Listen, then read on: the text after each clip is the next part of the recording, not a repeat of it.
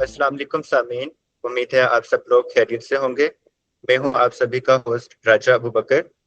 یہ پروگرام آپ کو Y P D C Q U اور سائنس کی دنیا گروپ کے ایڈمن قدیر قریشی صاحب کے مشترکہ تعاون سے پیش کیا جا رہا ہے۔ اس پروگرام کا مقصد نظریہ ارتقاء کے اوپر روشنی ڈالنا ہے اور اس سے جڑی جو غلط فہمیاں ہیں ان کے بارے میں آپ لوگوں کو زیادہ سے زیادہ آگاہی دینا ہے، تاکہ جتنی بھی غلط فہمیاں وہ آپ سبھی کی دور ہو جائے۔ تو بغیر کسی تاخیر کے ہم لوگ اپنی پہلی قسط کا آغاز کرتے ہیں۔ Over to you sir. بہت شکریہ۔ السلام علیکم، میں قدیر قریشی ہوں، اور جیسا کہ ابھی آپ کو بتایا گیا تھا کہ میں سائنس کی دنیا گروپ کا ایڈمن ہوں۔ تو آج ہم بات کریں گے تھیوری آف ایوولوشن یعنی نظریہ ارتقاء پر۔ سب سے پہلے تو میں آپ لوگوں سے معذرت کرنا چاہوں گا کہ ہم نے یہ پروگرام اوریجنلی پلان کیا تھا پچھلے ہفتے سے شروع کرنے کا، لیکن اتفاق ایسا ہوا کہ پچھلے ہفتے کچھ جو کمیونیکیشن مسائل تھے میرے ساتھ، انٹرنیٹ کمپنی نے تعاون نہیں کیا، تو اس وجہ سے یہ ملتوی کرنا پڑا، تو اس کے لیے معذرت۔ تو انشاءاللہ آئندہ یہ پروگرام معمول کے مطابق چلے گا اور ہر ہفتے ہم ایک سیشن کریں گے۔ تو آج کا سیشن جو ہے وہ میری کوشش ہوگی کہ لگ بھگ 1 گھنٹہ میں آپ کو ایوولوشن کی تھیوری کا انٹروڈکشن دوں گا اور کچھ آپ کو اس کے جو شواہد ہیں وہ پیش کروں گا۔ اور یہ لیکچر ذرا لمبا ہے تو غالباً آج یہ پورا نہیں ہو پائے گا، اس کو ہم 2 سیشنز میں کوشش کریں گے پورا کرنے کی۔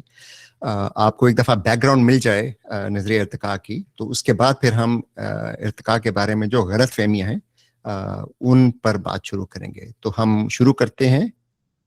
تو میں جو اسکرین شیئر کر رہا ہوں یہ نظر آ رہی ہے آپ کو؟ تو آج کا جو ایجنڈا ہے اس میں ہم پہلے بات کریں گے ویبینار کی جو سیریز ہے اس کی۔ اس کے بعد تھوڑا سا میں پہلے اس بات پہ بحث کرنا چاہوں گا کہ سائنس میں تھیوری کہتے کسے ہیں، کیونکہ اس بارے میں بہت سا کنفیوژن ہے۔ اس کے بعد ہم بات کریں گے زمین پر زندگی کی تاریخ کیا ہے، یعنی ایوولوشن کو الگ رکھ کے اگر ہم صرف حقائق کو دیکھیں اور زمین پر جو زندگی کی تاریخ، مسلمہ تاریخ ہے، اس کو دیکھیں تو وہ کیا ہے۔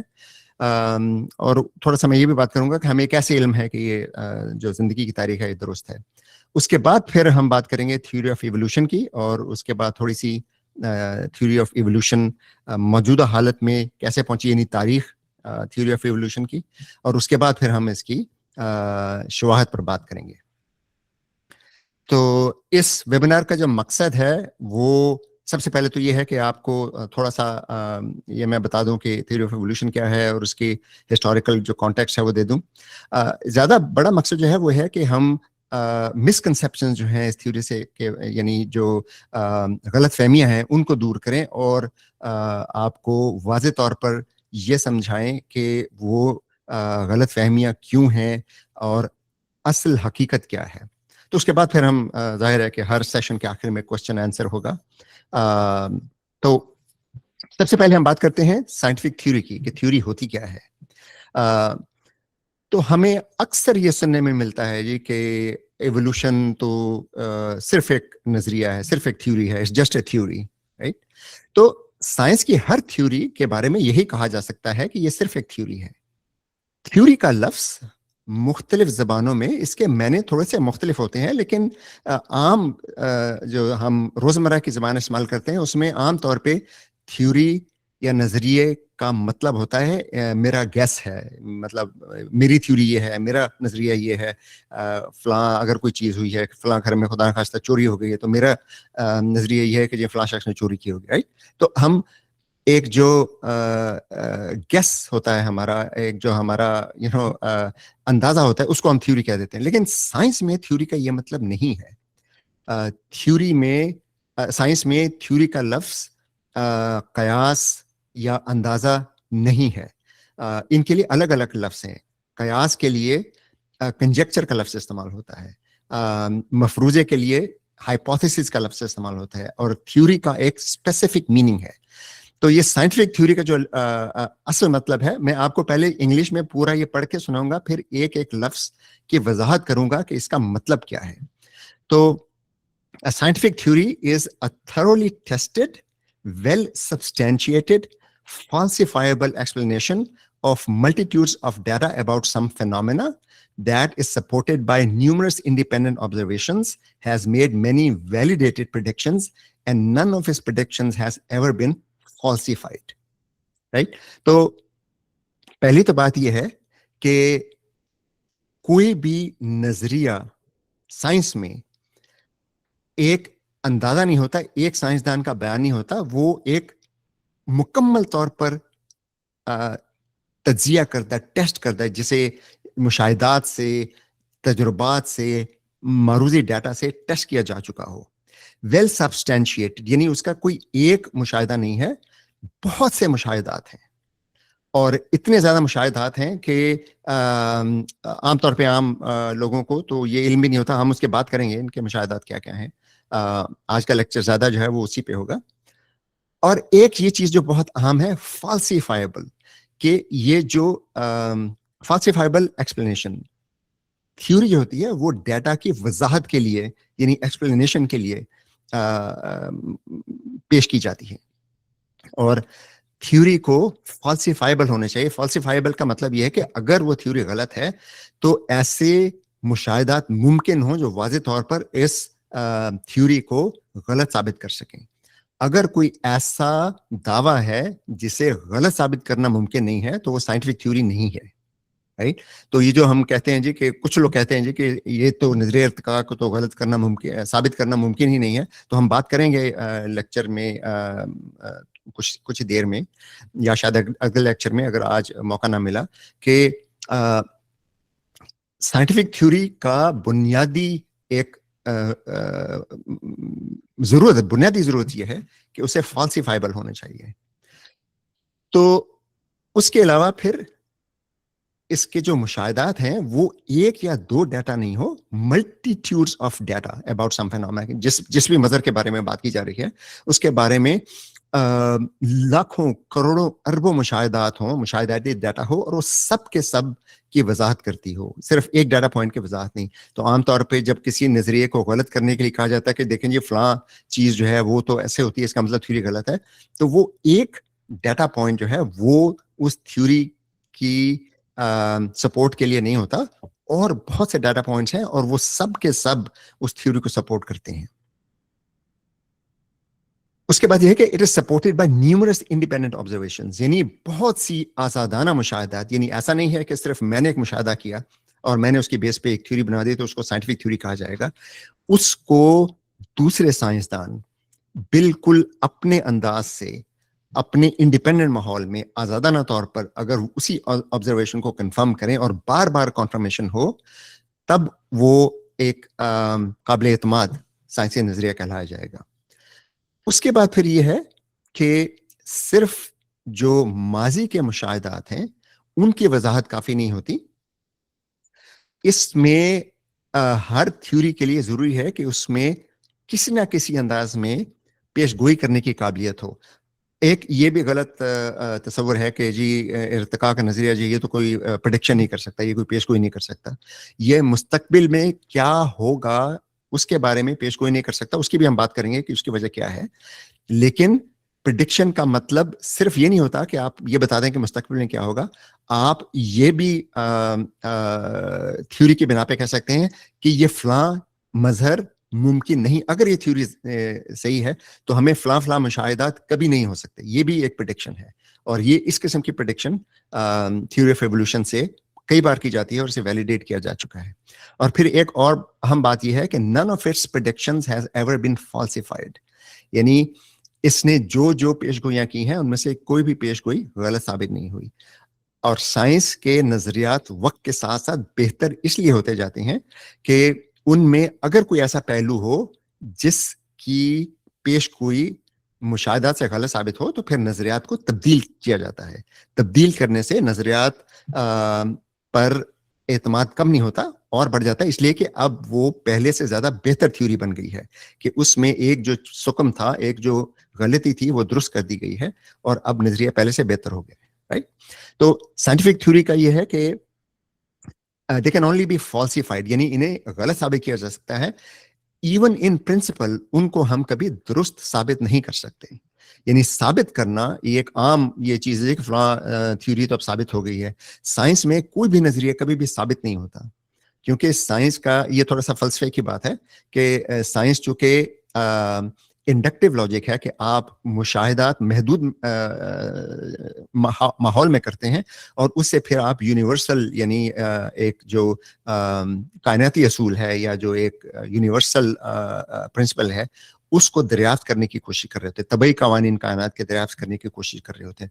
چونکہ مشاہدہ محدود ہوتا ہے, یہ عین ممکن ہے کہ مستقبل میں کوئی ایسا مشاہدہ ہو جائے جو اس نظریے کو غلط ثابت کر دے. تو ایک یہ چیز سائنس میں ہمیشہ تسلیم کی جاتی ہے کہ سائنسی نظریات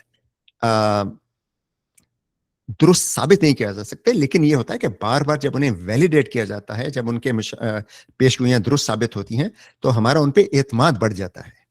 اور وہ اعتماد جو ہمارے اچھے نظریات ہیں, جیسے نظریہ اضافت ہے, جیسے کوانٹم تھیوری ہے, جیسے نظریہ ارتقاء ہے, اس کے اس قدر زیادہ مشاہدات ہیں کہ ان پر کانفیڈنس سائنسدانوں کا اپروچ کر رہا ہے 100%, لیکن کبھی 100% تک پہنچتے نہیں ہیں. اس لیے کہ اصولاً یہ ممکن ہے, اصولاً یہ ممکن ہے کہ سورج کے طلوع اور غروب ہونے کا جو مشاہدات ہیں وہ بھی آئندہ غلط ثابت ہو جائیں. ہمیں یہ علم ہے بدیہی طور پر کہ زمین گھوم رہی ہے اور اس وجہ سے طلوع اور غروب ہوتا ہے, اس لیے یہ غلط ثابت نہیں ہوگا. لیکن اگر ہم فلسفے کی بات کریں تو سائنس کے فلسفے میں یہ ہمیشہ امکان ہوتا ہے کہ کوئی تھیوری مستقبل میں غلط ثابت ہو جائے. لیکن اگر ہم یہ کہتے ہیں کہ یہ تھیوری مستقبل میں غلط ثابت ہو سکتی ہے اس لیے غلط ہے, تو وہ دلیل غلط ہوگی, کیونکہ مشاہدات سے نظریات کو غلط ثابت کیا جا سکتا ہے, لیکن اس امید پر نہیں کہ مستقبل میں غلط ثابت ہو جائے گی. اس کے علاوہ ایک اور بہت ایک کامن مسکنسیپشن ہے جی کہ وہ نظریہ ارتقاء تو ابھی نظریہ ہے, ابھی لا نہیں بنا, اگر یہ ثابت ہو جاتا تو لا بن جاتا. تو ایک تو یہ ہے کہ کوئی نظریہ کبھی ثابت نہیں ہوتا, دوسرا یہ کہ سائنس کا کوئی نظریہ کبھی قانون نہیں بنتا. کوئی سائنٹیفک تھیوری آج تک سائنس کی تاریخ میں کبھی لا نہیں بنی, اور نہ ہی کوئی تھیوری کبھی لا بنے گی. مثال کے طور پر ابھی میں نے ذکر کیا تھا کہ کوانٹم فیلڈ تھیوری اور جنرل تھیوری آف ریلیٹیوٹی یہ سائنس کی تاریخ کے مستند ترین نظریات ہیں, اور یہ دونوں تقریباً 100 سال سے زیادہ ہو گئے. ابھی پچھلے سال ہم نے کوانٹم تھیوری کے 100 سال سیلیبریٹ کیے تھے. اس کے باوجود آج تک انہیں غلط ثابت نہیں کیا جا سکا, اور ایسے لاکھوں کروڑوں مشاہدات ہیں جو انہیں درست ثابت کرتے ہیں. اس کے باوجود انہیں تھیوری کہا جاتا ہے, انہیں لا نہیں کہا جا سکتا, کیونکہ اس لا کی ڈیفینیشن ہی مختلف ہوتی ہے. چلیں جی, اب ہم آتے ہیں زمین پر زندگی کی تاریخ کے بارے میں. ابھی ہم ایوولوشن کی بات نہیں کریں گے, ابھی ہم صرف یہ دیکھیں گے کہ ہمیں اب تک جو علم ہے اس کے مطابق زمین کی تاریخ کیا ہے. تو ہمیں یہ علم ہے فزکس سے, کاسمولوجی سے, ایسٹرونومی کے مشاہدات سے اور جیولوجی کے مشاہدات سے, کہ زمین کی تشکیل لگ بھگ 4.5 ارب سال پہلے ہوئی. اس کے بعد جو ابتدائی ہمیں آثار ملے ہیں اس کے مطابق آج سے تقریباً 3.8 ارب سال پہلے, یعنی 3 ارب 80 کروڑ سال پہلے انتہائی سادہ زندگی موجود تھی. یہ انتہائی سادہ زندگی تھی. اب یہ جو ہے, یہ جو 3.8 بلین ہے, یہ اس میں ایرر بارز کافی زیادہ ہیں, تو یہ 3.9 بھی ہو سکتا ہے, 4 بلین بھی ہو سکتا ہے, 4.1 بھی ہو سکتا ہے. لیکن یہ بات طے ہے کہ لگ بھگ 3.5 سے 4.5 ارب سال میں کہیں زندگی کا آغاز ہوا. اور زیادہ تر ماہرین کا یہ خیال ہے کہ پہلی زندگی جس کا شواہد موجود ہے وہ تقریباً 3 ارب 80 کروڑ سال پہلے موجود تھی. اور یہ بہت سادہ زندگی تھی. اس میں غالباً صرف آر این اے تھا, ڈی این اے نہیں تھا. اس میں لپڈ میمبرین تھی, یعنی بہت سادہ سے خلیے تھے جن میں لپڈ کا مطلب چکنائی کی میمبرین, یعنی ان کے جو بیرونی خول ہوتے ہیں, اور اس کے اندر آر این اے تھا. اور اندازہ ماہرین کا یہ ہے کہ گہرے سمندر کی تہہ میں ہائیڈرو تھرمل وینٹس ہوتے ہیں جہاں سے گرم پانی نکلتا ہے, یعنی اس سے بھی نیچے جو آتش فشانی لاوا موجود ہے اس کے پاس سے پانی ہو کے گزرتا ہے تو وہ گرم ہو جاتا ہے, اور گرم ہونے سے کیا ہوتا ہے کہ تعاملات زیادہ ہو سکتے ہیں. اور اس کے علاوہ سمندر کی تہہ سے بھی نیچے سے یہ بہت سے منرلز نکال کے لا رہا ہے یہ پانی, اور ان منرلز کی وجہ سے وہاں پر ایسے تعاملات ممکن ہوئے جہاں پہ زندگی کا آغاز ہوا. تو وہ زندگی کا آغاز جو تھا وہ انرجی کہاں سے لیتا تھا؟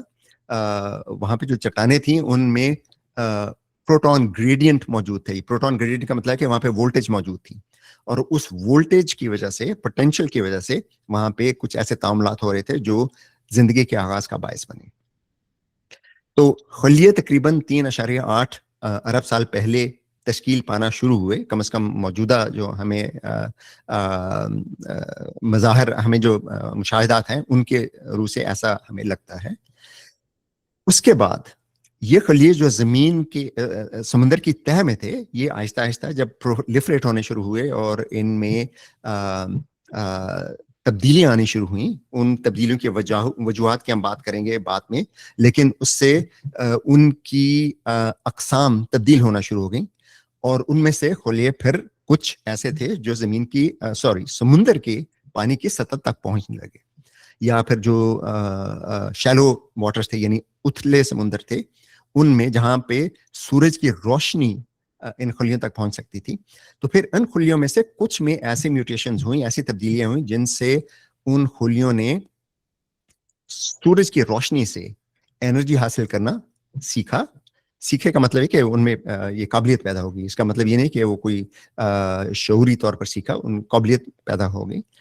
اور اس طرح سے فوٹوسنتھسس کا عمل شروع ہوا. فوٹوسنتھسس کا مطلب کیا ہے کہ سورج کے فوٹونز کی روشنی کی انرجی سے پانی کے مالیکیول کے بانڈز توڑ کر ان سے ہائیڈروجن حاصل کی جاتی تھی, اور کاربن ڈائی آکسائڈ اور ہائیڈروجن کو ملا کر ان خلیوں میں شوگرز بننے لگی تھیں, جو شوگرز جو انرجی کا سورس ہوتی ہیں.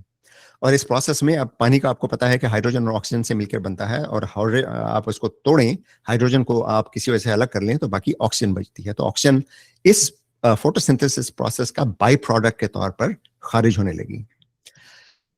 اب یہ پروسیس چونکہ سورج کی انرجی اس قدر زیادہ ہے اور اس قدر ایبنڈنٹ ہے اور سارا سال موجود رہتی ہے, اور کم از کم 12 گھنٹے اگر آپ اوسط نکالیں تو وہ سمندر کی سطح پر رہتی ہے, تو اس وجہ سے فوٹو سنتھسس کا جو پروسیس تھا اس سے جو خلیے انرجی حاصل کر رہے تھے, انہیں سائنو بیکٹیریا کہتے ہیں بائی دی وے, ان کی تعداد تیزی سے بڑھنے لگی کیونکہ انرجی سورس ایبنڈنٹ تھا, رائٹ. اور اس تعداد کے بڑھنے سے فوٹوسنتھسس کا جو پروسیس تھا اس سے آکسیجن جو پیدا ہو رہی تھی اس کی مقدار بڑھنے لگی, اور یہ آکسیجن پہلے تو صرف پانی میں جو مٹیریل تھے ان کو آکسیڈائز کرنے لگی, اس کے بعد بلبلوں کی شکل میں ہوا میں خارج ہونے لگی. تو اسے کہتے ہیں گریٹ آکسیجیشن ایونٹ. یہ تقریباً آج سے 2.5 ارب سال پہلے ہوا. اس کے بہت سارے شواہد موجود ہیں, اور اس میں ہوا کیا کہ بہت سے ایسے خلیوں کی انواع جو آکسیجن کو برداشت نہیں کر سکتی وہ ختم ہو گئی. تو ایکسٹنکشن, پہلی ایکسٹنکشن آج سے تقریباً 2.5 ارب سال پہلے ہوئی, جب آکسیجنیشن اتنی زیادہ ہو گئی کہ وہ خلیے زندہ نہیں رہ پائے, یا ان میں بہت کم خلیے زندہ رہ پائے جو آکسیجن سے کو برداشت نہیں کر پاتے تھے. اچھا, پھر یہ ہے کہ یہ خلیے جو ہیں ان کو ہم پرو کیریوٹک خلیے کہتے ہیں. پرو کیریوٹک کا مطلب یہ ہے کہ ان میں کوئی مرکزہ یا نیوکلیس موجود نہیں تھا.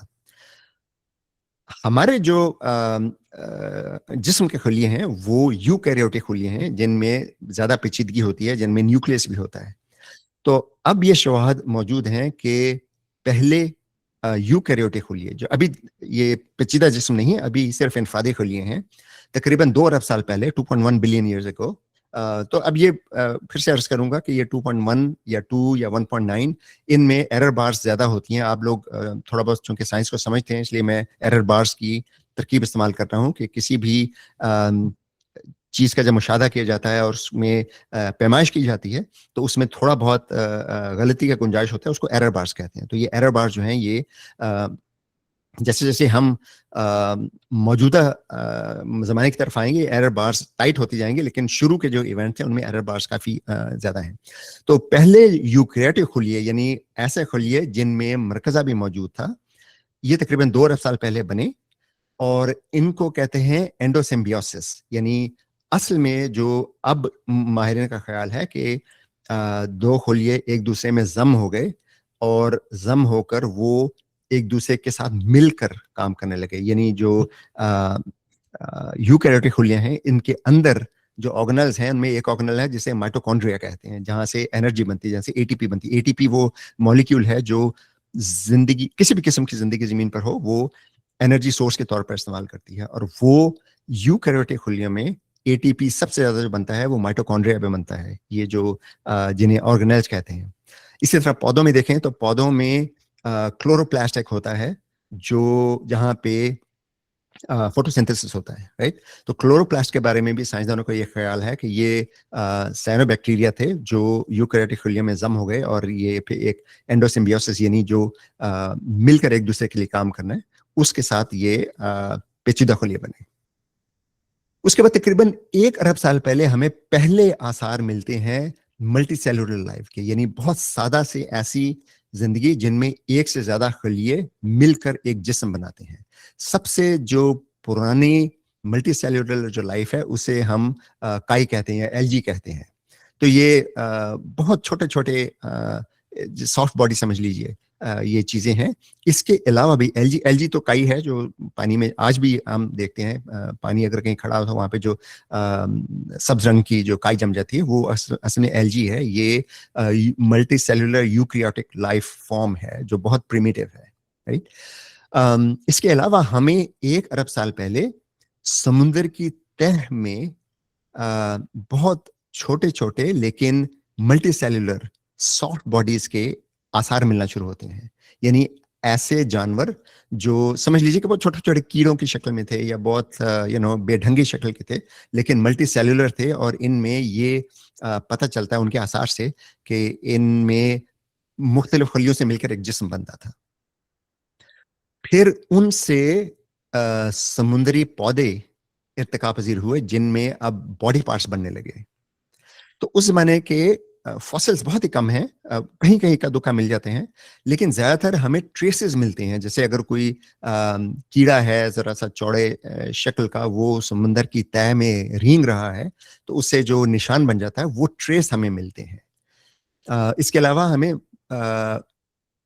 जिंदगी के मॉलिक्यूलर एविडेंस मिलती है, यानी ऐसे मॉलिक्यूल मिलते हैं इन चट्टानों में, क्योंकि अब वो समंदर की तह जो थी वो चट्टानों की शक्ल में ठोस बन चुकी है, इसलिए हमें वो ट्रेसेस नजर आते हैं अब, क्योंकि वो ट्रेसेस जो है चट्टानों पे नजर आते हैं। उनमें जहां जहां ये ट्रेसेस हैं वहां हमें वो मॉलिक्यूल के बाकियात भी मिलती हैं जो जिंदगी के साथ मुंसलिक हैं, जिससे हमें पता चलता है कि ये ट्रेसेस जो हैं ये किसी जिंदा जिस्म के हैं। अभी इन सब पे हम थोड़ी सी तफसीली बात और भी करेंगे। उसके बाद जो हमें पहले ऐसे आसार मिलते हैं जहां फॉसिल्स में क्लियरली हमें नजर आता है कि मल्टी सेलुलर बॉडी मौजूद थी, यानी कसीर खलवी अजसाम मौजूद थे। वो तकरीबन 540-541 मिलियन साल पहले, यानी तकरीबन 54 करोड़ साल पहले हमें बहुत ज्यादा ऐसे फॉसिल्स मिलने लगते हैं। इसे हम कहते हैं कैम्ब्रियन एक्सप्लोजन। तो ये धमाका नहीं था ये, और ना ही ऐसा था कि यकायक एक दिन में ये सारे बन गए। ये कैम्ब्रियन एक्सप्लोजन भी ये कई मिलियन साल तक, 30-40 मिलियन साल का ये एक जमाना है जिसमें सब कुछ हो रहा था। उसमें हमें पेचीदा अजसाम मिलने लगते हैं, यानी कॉम्प्लेक्स बॉडी स्ट्रक्चर्स। तो उनमें बहुत से ऐसे अजसाम नजर आते हैं हमें, पेचीदा अजसाम, जिनका अब कोई सुराग नहीं मिलता। यानी वो उनका जो बॉडी पैटर्न था वो ऐसा था कि वो अब हमें किसी जिंदगी में कहीं नजर नहीं आता। लेकिन बहुत से ऐसे जानवर भी मिलते हैं जिनका बॉडी स्ट्रक्चर मौजूदा जानवरों के बॉडी स्ट्रक्चर से मिलता जुलता है। और उसके बाद हम देखेंगे कि आगे जो उसके बाद जो इर्तिकाई तब्दीलियां हुई वो अगर हम एक तरतीब से देखें तो हमें नजर आता है कि कैम्ब्रियन एक्सप्लोजन में जो बॉडी पार्ट्स बने, जो बॉडी पैटर्न्स बने, वो हमें आज तक थोड़ी बहुत तब्दीली के साथ मुख्तलिफ जानवरों में नजर आते हैं। अच्छा, उसके बाद ऐसा हुआ कि इस जमाने में कैम्ब्रियन जो दौर है उसमें जमीन के माहौल में बहुत सी तब्दीलियां हो रही थी। जैसे एक आइस एज खत्म हो रही थी, उससे जो बहुत बड़े बड़े ग्लेशियर थे जिनमें अरबों खरबों टन पानी मौजूद था, वो पिघल रहे थे, और उनके पिघलने से चट्टानों से मिनरल्स हल होकर समुद्र में जाने लगे थे। तो ये जो वेदर पैटर्न के तब्दीली थी, उससे समुद्र में मिनरल्स की कॉन्सेंट्रेशन या मिनरल्स की कसाफत बढ़ रही थी। मिनरल्स का मतलब ये कि आयरन, कैल्शियम, फॉस्फेट, किस किस्म की चीजें। तो ये फिर मिनरल्स उन जानवरों के हार्ड बॉडीज के स्ट्रक्चर्स बनाने लगे। तो इस तरह से इससे पहले जो थी कैम्ब्रियन एक्सप्लोजन से पहले सिर्फ सॉफ्ट बॉडी थी जानवरों की, अब हार्ड बॉडीज नजर आने लगी। फिर जो है वो बहुत तेजी से, हमें तेजी का मतलब कि अरबों करोड़ों साल की स्केल पर तब्दीलियां ज्यादा तेजी से होने लगी। हमें तकरीबन 50 करोड़ साल पहले के जो चट्टाने हैं उनमें हमें अब फॉसिल्स नजर आते हैं जिनमें बैकबोन है, यानी रीढ़ की हड्डी है, जिन्हें हम वर्टेब्रेट्स कहते हैं। ये सबसे पहले नजर आने लगे तकरीबन 50 करोड़ साल पहले। उसके बाद फिर हम ये जो वर्टेब्रेट्स की मुख्तलिफ फॉर्म बन गई, मछलियां हमें नजर आने लगी जो शक्ल सूरत में या जो उनके जो बाकियात हैं, जो फॉसिल्स हैं, वो बेसिक पैटर्न जो है वो मौजूदा मछलियों से मिलता जुलता है। इसी तरह हमें समुद्र में पौधे तो पहले बन चुके थे कैम्ब्रियन में, अब हमें ये नजर आने लगा कि जो शैलो सीज थे, यानी जो उथले इलाके थे, उसमें पौधे अब समुद्र से खुश्की पर भी मुंतकिल होने लगे थे। तकरीबन 4.5 तकरीबन 45 करोड़ साल पहले, यानी 450 मिलियन साल पहले, हमें प्लांट्स के अलावा कीड़े मकोड़े जो उससे पहले सिर्फ समुद्र में थे, अब उनके आसार खुश्की पर भी नजर आने लगते, यानी उनके जो बाकियात हैं, उनके फॉसिल्स हैं। और फिर समुद्र में मछलियां तेजी से इर्तिका पजीर हो रही थी। उनमें से कुछ मछलियां के ऐसे हमें अब फॉसिल्स मिलने लगते हैं 450 मिलियन यानी 45 करोड़ साल पहले, जो जिन्हें हम टेट्रापॉड्स कहते हैं, जो खुश्की पर भी, समुद्र और खुश्की दोनों पर जिंदा रह सकते थे, यानी वो पानी से बाहर आकर जमीन पर चलने फिरने के काबिल थे, जिन्हें हम 4 लिम्स कहते हैं, 4 लिम्ब कहते हैं। यानी आप अक्सर जानवर देखें, जितने वर्टेब्रेट्स हैं, जितने फकारी जानवर हैं, उनमें 2 हाथ 2 पांव होते हैं। ये स्टैंडर्ड है तकरीबन। यानी अगर आप हशरात को छोड़ दें, अगर आप रीढ़ की हड्डी वाले जानवर की बात करें, तो ये बॉडी स्ट्रक्चर जो है ये कॉमन सब में नजर आएगा। तो इनको टेट्रापॉड्स कहते हैं, जो समुद्र से खुश्की पर या पानी से खुश्की पर मुंतकिल होने लगे थे। और फिर ऐसे हमें वो जानवर मिलते हैं जो टेट्रापॉड्स थे, वो तो ज्यादा टाइम समुद्र में ही जो इब्तदाई टेट्रापॉड्स थे। फिर हमें एम्फिबियंस मिलते हैं जो खुश्की पर भी, जैसे आजकल अगर हम देखें तो मेंढक है, वो खुश्की पर भी रह सकता है, पानी में भी रह सकता है, तो इनको एम्फिबियंस कहते हैं। और ये तकरीबन 35 करोड़ साल पहले इनके हमें इब्तदाई आसार मिलते हैं। और एम्फिबियंस की जो एक खसूसियत है वो ये है कि वो खुश्की पर रह तो सकते हैं, लेकिन रिप्रोडक्शन इनकी पानी में होती है। यानी जब अंडे देने होते हैं तो पानी में अंडे देते हैं, पानी में ही उनसे बच्चे निकलते हैं, और बच्चे शुरू में पानी में रहते हैं और एक स्टेज पर आके फिर वो इस काबिल होते हैं कि वो खुश्की पर आ सके। उसके बाद हमें तकरीबन 30 करोड़ साल पहले एम्फिबियन से रेप्टाइल्स में इवोल्यूशन नजर आता है।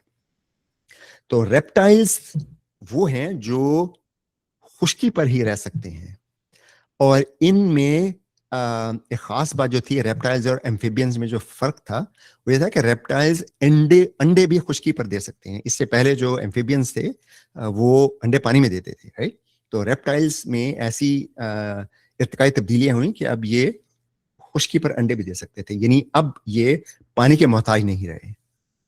और रेप्टाइल्स फिर इस कदर कामयाब हुए कि वो खुश्की और पानी दोनों के हर माहौल में, हर, जिसे अंग्रेजी में नीश कहते हैं, हर नीश में आप नजर आता है आपको कि वो वहां पे रेप्टाइल्स मौजूद थे। तो ये एक डोमिनेंट लाइफ फॉर्म बन गई पूरी दुनिया में। डायनासॉर्स रेप्टाइल्स की एक शक्ल है, और डायनासॉर्स का इब्तिदाई इर्तिका तकरीबन 23 करोड़ साल पहले हुआ। और उसके बाद हमें पता है कि बहुत अरसे तक डायनासॉर जो थे वो जमीन की तारीख में सबसे ज्यादा देर तक डोमिनेंट स्पीशीज रहे हैं। हमें तकरीबन 22 करोड़ साल पहले मैमल्स के पहले फॉसिल्स मिलते हैं। और मैमल्स में और बाकी जानवरों में फर्क ये है कि मैमल्स वार्म ब्लडेड होते हैं, यानी इनका अपना जो इंटरनल बॉडी टेम्परेचर है वो मेंटेन रख सकते हैं। अपना बॉडी टेम्परेचर मेंटेन करने के लिए میٹابولزم بہت ہائی ہوتا ہے، اس لیے ان کو انرجی کی ضرورت زیادہ ہوتی ہے، اس لیے ان کی خوراک جو ہے زیادہ ڈائیورسیفائڈ تھی. اور ان کی ایک اور خاص پہچان یہ ہے کہ ان میں دانت مختلف شکلوں کے ہوتے ہیں. جیسے اگر آپ انسانی دانت دیکھیں تو داڑیں ہوتی ہیں وہ مختلف ہیں، اس کے بعد وہ انسائزرز ہوتے ہیں جو نکیلے دانت ہوتے ہیں مختلف ہوتے ہیں، پھر سامنے کے جو دانت ہیں وہ مختلف شکل کے ہیں. تو یہ تمام میملز میں ہمیں دانتوں کا یہ اسٹرکچر نظر آتا ہے. اس کے علاوہ ان میں ہمیں جو ایک اور بہت چیز اہم نظر آتی ہے کہ ان کی کانوں کا اندرونی اسٹرکچر، یعنی جو اسٹرکچر آواز کو ڈیٹیکٹ کرتے ہیں وہ ریپٹائل سے مختلف ہے. اور اس کی ڈیٹیل میں ہم بات کریں گے کہ یہ کیا اس میں مختلف ہے اور اس کا ارتقاء کیسے ہوا.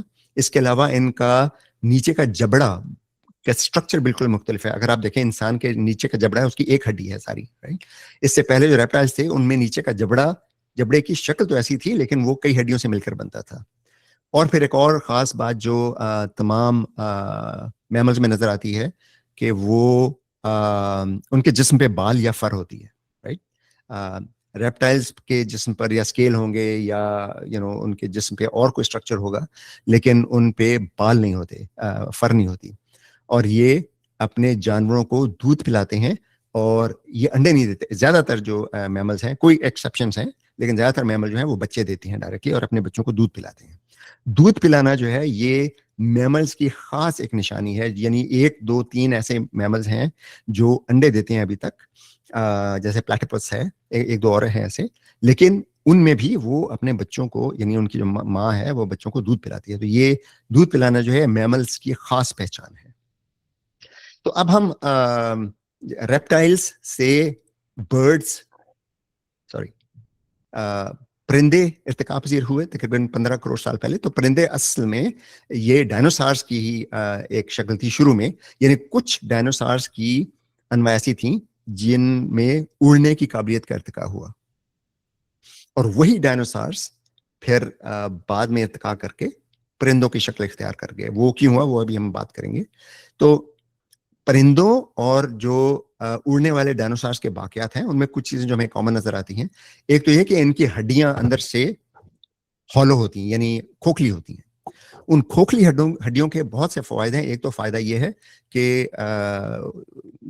پرندوں کا وزن کم ہو جاتا ہے، جو اڑنے کے لیے ظاہر ہے ان کو وزن کم سے کم رکھنا ان کے لیے ضروری ہے.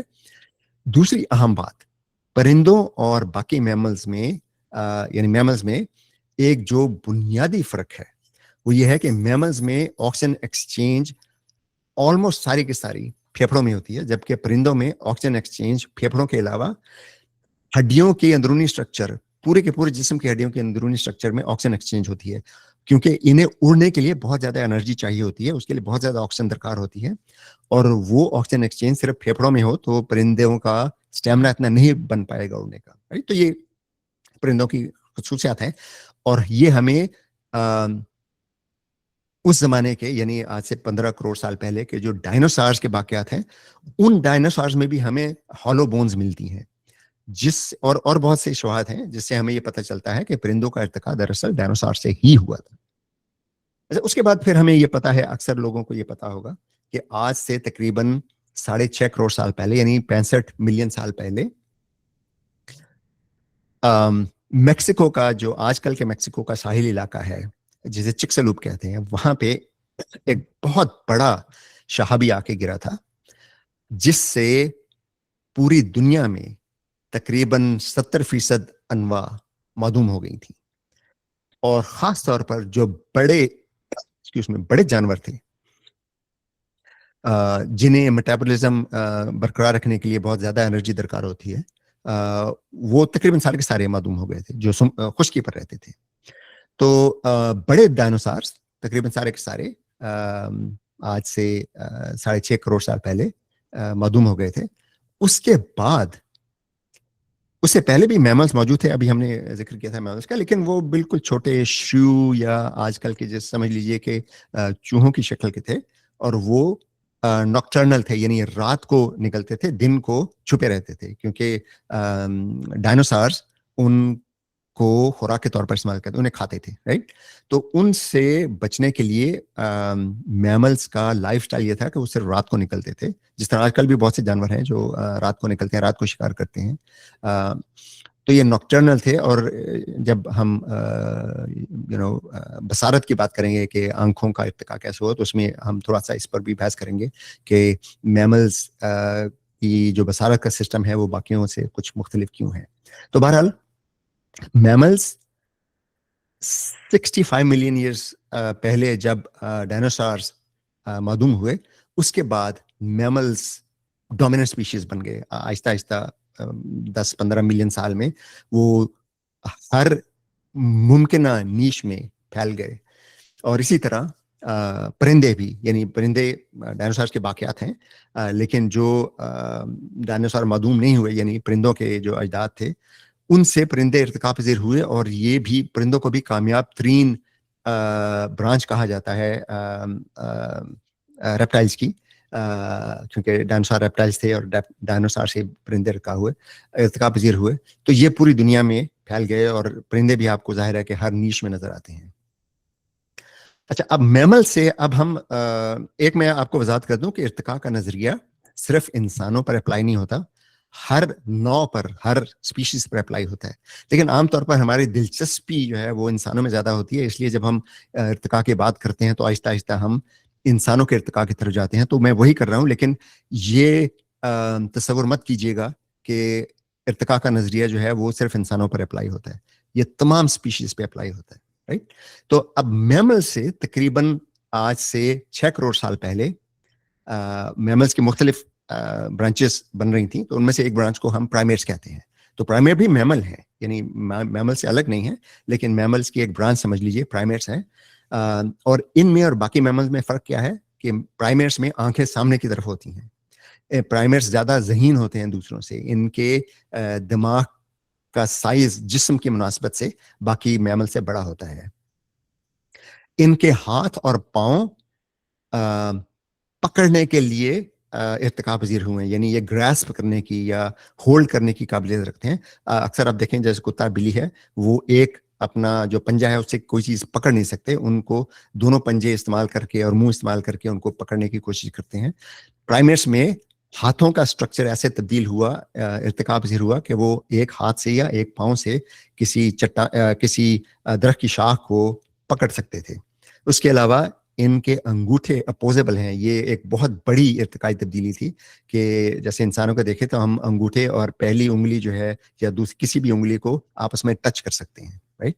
उसके अलावा इससे पहले मैमल्स में पंजे होते थे, जिन्हें क्लॉस कहते हैं अंग्रेजी में। प्राइमेट्स में पंजों की जगह नाखून इर्तिका पजीर हुए। फिर इनमें एक बहुत जो बड़ी तब्दीली आई कि इनके आई साइट, यानी इनकी नजर बाकी मैमल से बेहतर हुई, और उसका नतीजा हम देखेंगे क्या हुआ। इनके शोल्डर जॉइंट्स, यानी जो कंधे के जॉइंट्स थे, वो बाकी मैमल से ज्यादा फ्लेक्सिबल हैं। और कोई मैमल प्राइमेट्स के अलावा अपने बाजुओं को पूरा घुमा, जैसे हम अगर आप कोशिश करें तो पूरा बाजू घुमा सकते हैं, राइट। आपके जो कंधे का स्ट्रक्चर है वो ऐसा है कि आप हाथ को नीचे से पीछे, पीछे से ऊपर, ऊपर से सामने, सामने से नीचे, इस तरह से घुमा सकते हैं। आगे पीछे भी घुमा सकते हैं, क्योंकि हमारा जो जॉइंट है कंधे का वो बॉल एंड सॉकेट जॉइंट है। ये जॉइंट जो है, इनके जाविये बाकी मैमल्स में ऐसे नहीं है, ये सिर्फ प्राइमेट्स में ऐसे पाए जाते हैं। और उसकी वजह से प्राइमेट्स बहुत ज्यादा कामयाब रहे। उनमें से फिर तकरीबन 2.5 करोड़ साल पहले उनमें भी स्पीशिएशन हुई, और उनमें एक जो ब्रांच है उसको एप्स कहते हैं। अब एप्स में और बाकी जानवरों, बाकी प्राइमेट्स में फर्क यह है कि प्राइमेट्स में दुम होती है, बाकी प्राइमेट्स में, एप्स में दुम नहीं होती। तो कुछ लोग ये कहते हैं कि इंसान की दुम नहीं है, बाकी बंदरों की दुम होती है। बंदर का लफ्ज जो है वो मैं आमतौर पर इस्तेमाल नहीं करता, इसलिए कि ये बहुत वेग लफ्ज है। हम चिंपैंजी के लिए भी बंदर कहते हैं, गुरिल्ला को भी बाज़ औक़ात बंदर कह देते हैं, हम मकैक जो है, हम लंगूर को भी बंदर कह देते हैं। लेकिन बंदरों की बहुत सारी अक़साम हैं, इसलिए मैं ज़्यादातर साइंसी तरकीब इस्तेमाल करना बेहतर समझता हूँ। तो एप्स वो प्राइमेट्स हैं जिनकी कोई दुम नहीं होती, इनके शोल्डर्स, इनके कंधों के जॉइंट बाकी प्राइमेट्स से ज्यादा फ्लेक्सिबल थे, और इनमें पहली दफा न सिर्फ नजर बाकी मैमल से बेहतर है, बल्कि इनमें पहली दफा 3 रंग देखने की काबिलियत पैदा हुई। इससे बाकी जो मैमल्स हैं उनकी आंखों में सिर्फ 2 तरह की कोन्स होती हैं, यानी वो सिर्फ 2 मुख्तलिफ फ्रीक्वेंसी को देख सकते हैं, और उनके मुख्तलिफ कॉम्बिनेशन से जो रंग बनते हैं वो देख सकते हैं। एप्स की आंखों में 3 किस्म की कोन्स होती हैं, इसलिए एप्स ज्यादा मुख्तलिफ रंगों में तफरीक ज्यादा कर सकते हैं। यानी जो खासतौर पर जो सुर्ख रंग है, बाकी मैमल्स सुर्ख रंग नहीं देख सकते, एप्स सिर्फ वो ऐसी क्लास है स्पीशीज की जो सुर्ख रंग देख सकते हैं। तो इन्हें ट्राई कलर विजन कहते हैं कि 3 रंगों की कोन्स हैं। इसके अलावा इनकी ज्यादा ज़हीन है, इनके सोशल लाइफ ज्यादा पेचीदा होती है, एक दूसरे से मिलकर रहते हैं, कबीलों की सूरत में रहते हैं, इनके अपोजेबल थंब होते हैं, वो पहले भी थे लेकिन इनमें ज्यादा फ्लेक्सिबिलिटी उसमें आ गई। और एप्स जो है वो ज्यादातर अफ्रीका में है। इससे पहले जो हम बात कर रहे थे स्पीशीज की, प्राइमेट्स की, तो प्राइमेट्स नॉर्थ और साउथ अमेरिका में भी नजर आते हैं, लेकिन एप्स का इर्तिका सब का सब अफ्रीका में हुआ, फिर वहां से मुंतकिल हुए दूसरे बरे-आज़मों में। फिर एप्स की एक जो शाख है उसे हम ग्रेट एप्स कहते हैं। तो ग्रेट एप्स में तो 3-4 आते हैं, इंसान ग्रेट एप्स में आता है, उसके अलावा गुरिल्ला है, चिंपैंजी है, बोनोबो है, यही 3-4 स्पीशीज हैं। तो ये बाकी एप्स से बड़े हैं साइज में, और इसके अलावा इनका दिमाग जिस्म के तनासब से बाकी एप से बड़ा है। ये अपने उम्र का ज्यादा हिस्सा बचपन में गुजारते हैं, यानी बचपन का मतलब ये है कि जब वो खुद मुख्तार नहीं होते और उनके वालिदैन या कबीला उनकी निगहदाश्त करता है, टेक केयर करता है। इनकी छातियां बड़ी थी, उनके कंधे बाकी एप से और ज्यादा फ्लेक्सिबल थे। और इनमें एक जो चीज है जिसे कहते हैं ब्रेकिएशन, ब्रेकिएशन का मतलब यह कि शायद आपने वीडियो में देखा होगा, कुछ एप्स ऐसे हैं जो दरख्तों पर छलांग मारकर एक दरख्त से दूसरे दरख्त तक जा सकते हैं। कुछ एप्स ऐसे हैं जो शाखों से पकड़कर लटक लटक कर एक दरख्त से दूसरे शाख पर जाते, इसे ब्रेकिएशन कहते हैं, जो शाखों से लटक कर एक दरख्त से दूसरे दरख्त तक जा सकते हैं। और उसके अलावा अगर आप चिंपैंजीज या गोरिल्ला को देखें तो वो अपने हाथों की मुट्ठियां बनाकर उनसे पैदल चलते हैं, यानी मुट्ठियों पर जोर डालकर पैदल चलते हैं, 4 पांव पर चलते हैं, लेकिन हाथों की मुट्ठियां बनाकर वो उस तरह से चलते हैं, तो इसे नकल वॉकिंग कहते हैं। ये बाकी एप्स में नहीं है, ये सिर्फ ग्रेट एप्स में है। तो उनमें अब ये है कि अगर आप ये जो ट्री यहाँ दिखाया जा रहा है, इसमें अगर आप देखें तो इंसान और चिंपैंजी दोनों की जो शाख अलग हुई वो तकरीबन 7 मिलियन साल पहले हुई, लेकिन उससे पहले इस यहाँ पे नहीं दिखाया गया, लेकिन चिंपैंजी की भी आगे 2 शाखें हुई तकरीबन 2 मिलियन साल पहले। चिंपैंजी और बोनोबो 2 अलग अलग स्पीशीज हैं, जिनमें से एक वो कॉन्गो दरिया है। ये चिंपैंजी और बोनोबो दोनों अफ्रीका में रहते हैं। एक कॉन्गो दरिया है, उसके एक तरफ चिंपैंजी का इर्तिका हुआ, दूसरी तरफ बोनोबोस का इर्तिका हुआ, यानी एक ही स्पीशीज थी, लेकिन तकरीबन 2 मिलियन साल पहले यानी 20 लाख साल पहले वहां पे एक वो रिफ्ट वैली बन रही है टेक्टोनिक प्लेट्स की वजह से, जिसमें फिर एक दरिया बहने लगा जिसे कॉन्गो रिवर कहते हैं। तो उस वजह से वो इलाका तकसीम हो गया। तो एक साइड पे जो ग्रेट एप्स थे वो इवाल्व होकर बोनोबो बन गए, दूसरी साइड पे जो ग्रेट एप्स थे वो इवाल्व होकर मौजूदा चिंपैंजी बन गए। ये तकरीबन 2 मिलियन साल, इसलिए आपको चिंपैंजी और बोनोबो में ज्यादा फर्क नहीं नजर आएगा, लेकिन इनकी सोशल लाइफ बिल्कुल मुख्तलिफ है। अच्छा, उसके बाद हम आते हैं ह्यूमन एवोल्यूशन की तरफ। तो तकरीबन 7 मिलियन यानी 70 लाख साल पहले हमें ये तकसीम नजर आती है ह्यूमन और चिंपैंजी के जो कॉमन एंसेस्टर्स थे वहां से। यानी चिंपैंजी वो उन इलाकों में रह गए जहाँ पे दरख्त ज्यादा थे, और जो अजदाद उन इलाकों में थे जो सवाना बन गए, यानी میدان بن گئے. وہاں پہ جو ارتقا ہوا وہ تھوڑا سا مختلف, بیکاز وہاں پہ سلیکشن پریشرز مختلف تھے, تو وہ پھر انسان کے جو ابتدائی حالت تھی وہ وہاں پہ ارتقا پذیر ہوئی. تو یہ افریقن سوانا میں ہوا. تو ان میں چونکہ میدان میں درخت کم تھے, گھاس, لمبی گھاس زیادہ تھی, تو وہاں پہ ارتقاء پریشر تھا بائیپیڈلزم کے لیے, یعنی 2 پاؤں پہ چلنے کے لیے. تو 2 پاؤں پہ چلنے کا ارتقاء تقریباً 6-7 ملین سال پہلے ہوا اور میدانی علاقے میں ہوا. تو اس سے پھر وہ آہستہ آہستہ ہمیں اب بہت سے ایسے فاسلز مل گئے ہیں جو اس ارتقائی پروسیس کو اب بہت اچھے طریقے سے ڈاکومنٹ کرتے ہیں. تو تقریباً 4 ملین سال پہلے, 40 لاکھ سال پہلے ایسی انواع ارتقاء پذیر ہوئیں جس کو آسٹرالوپیتھسینس کہتے ہیں.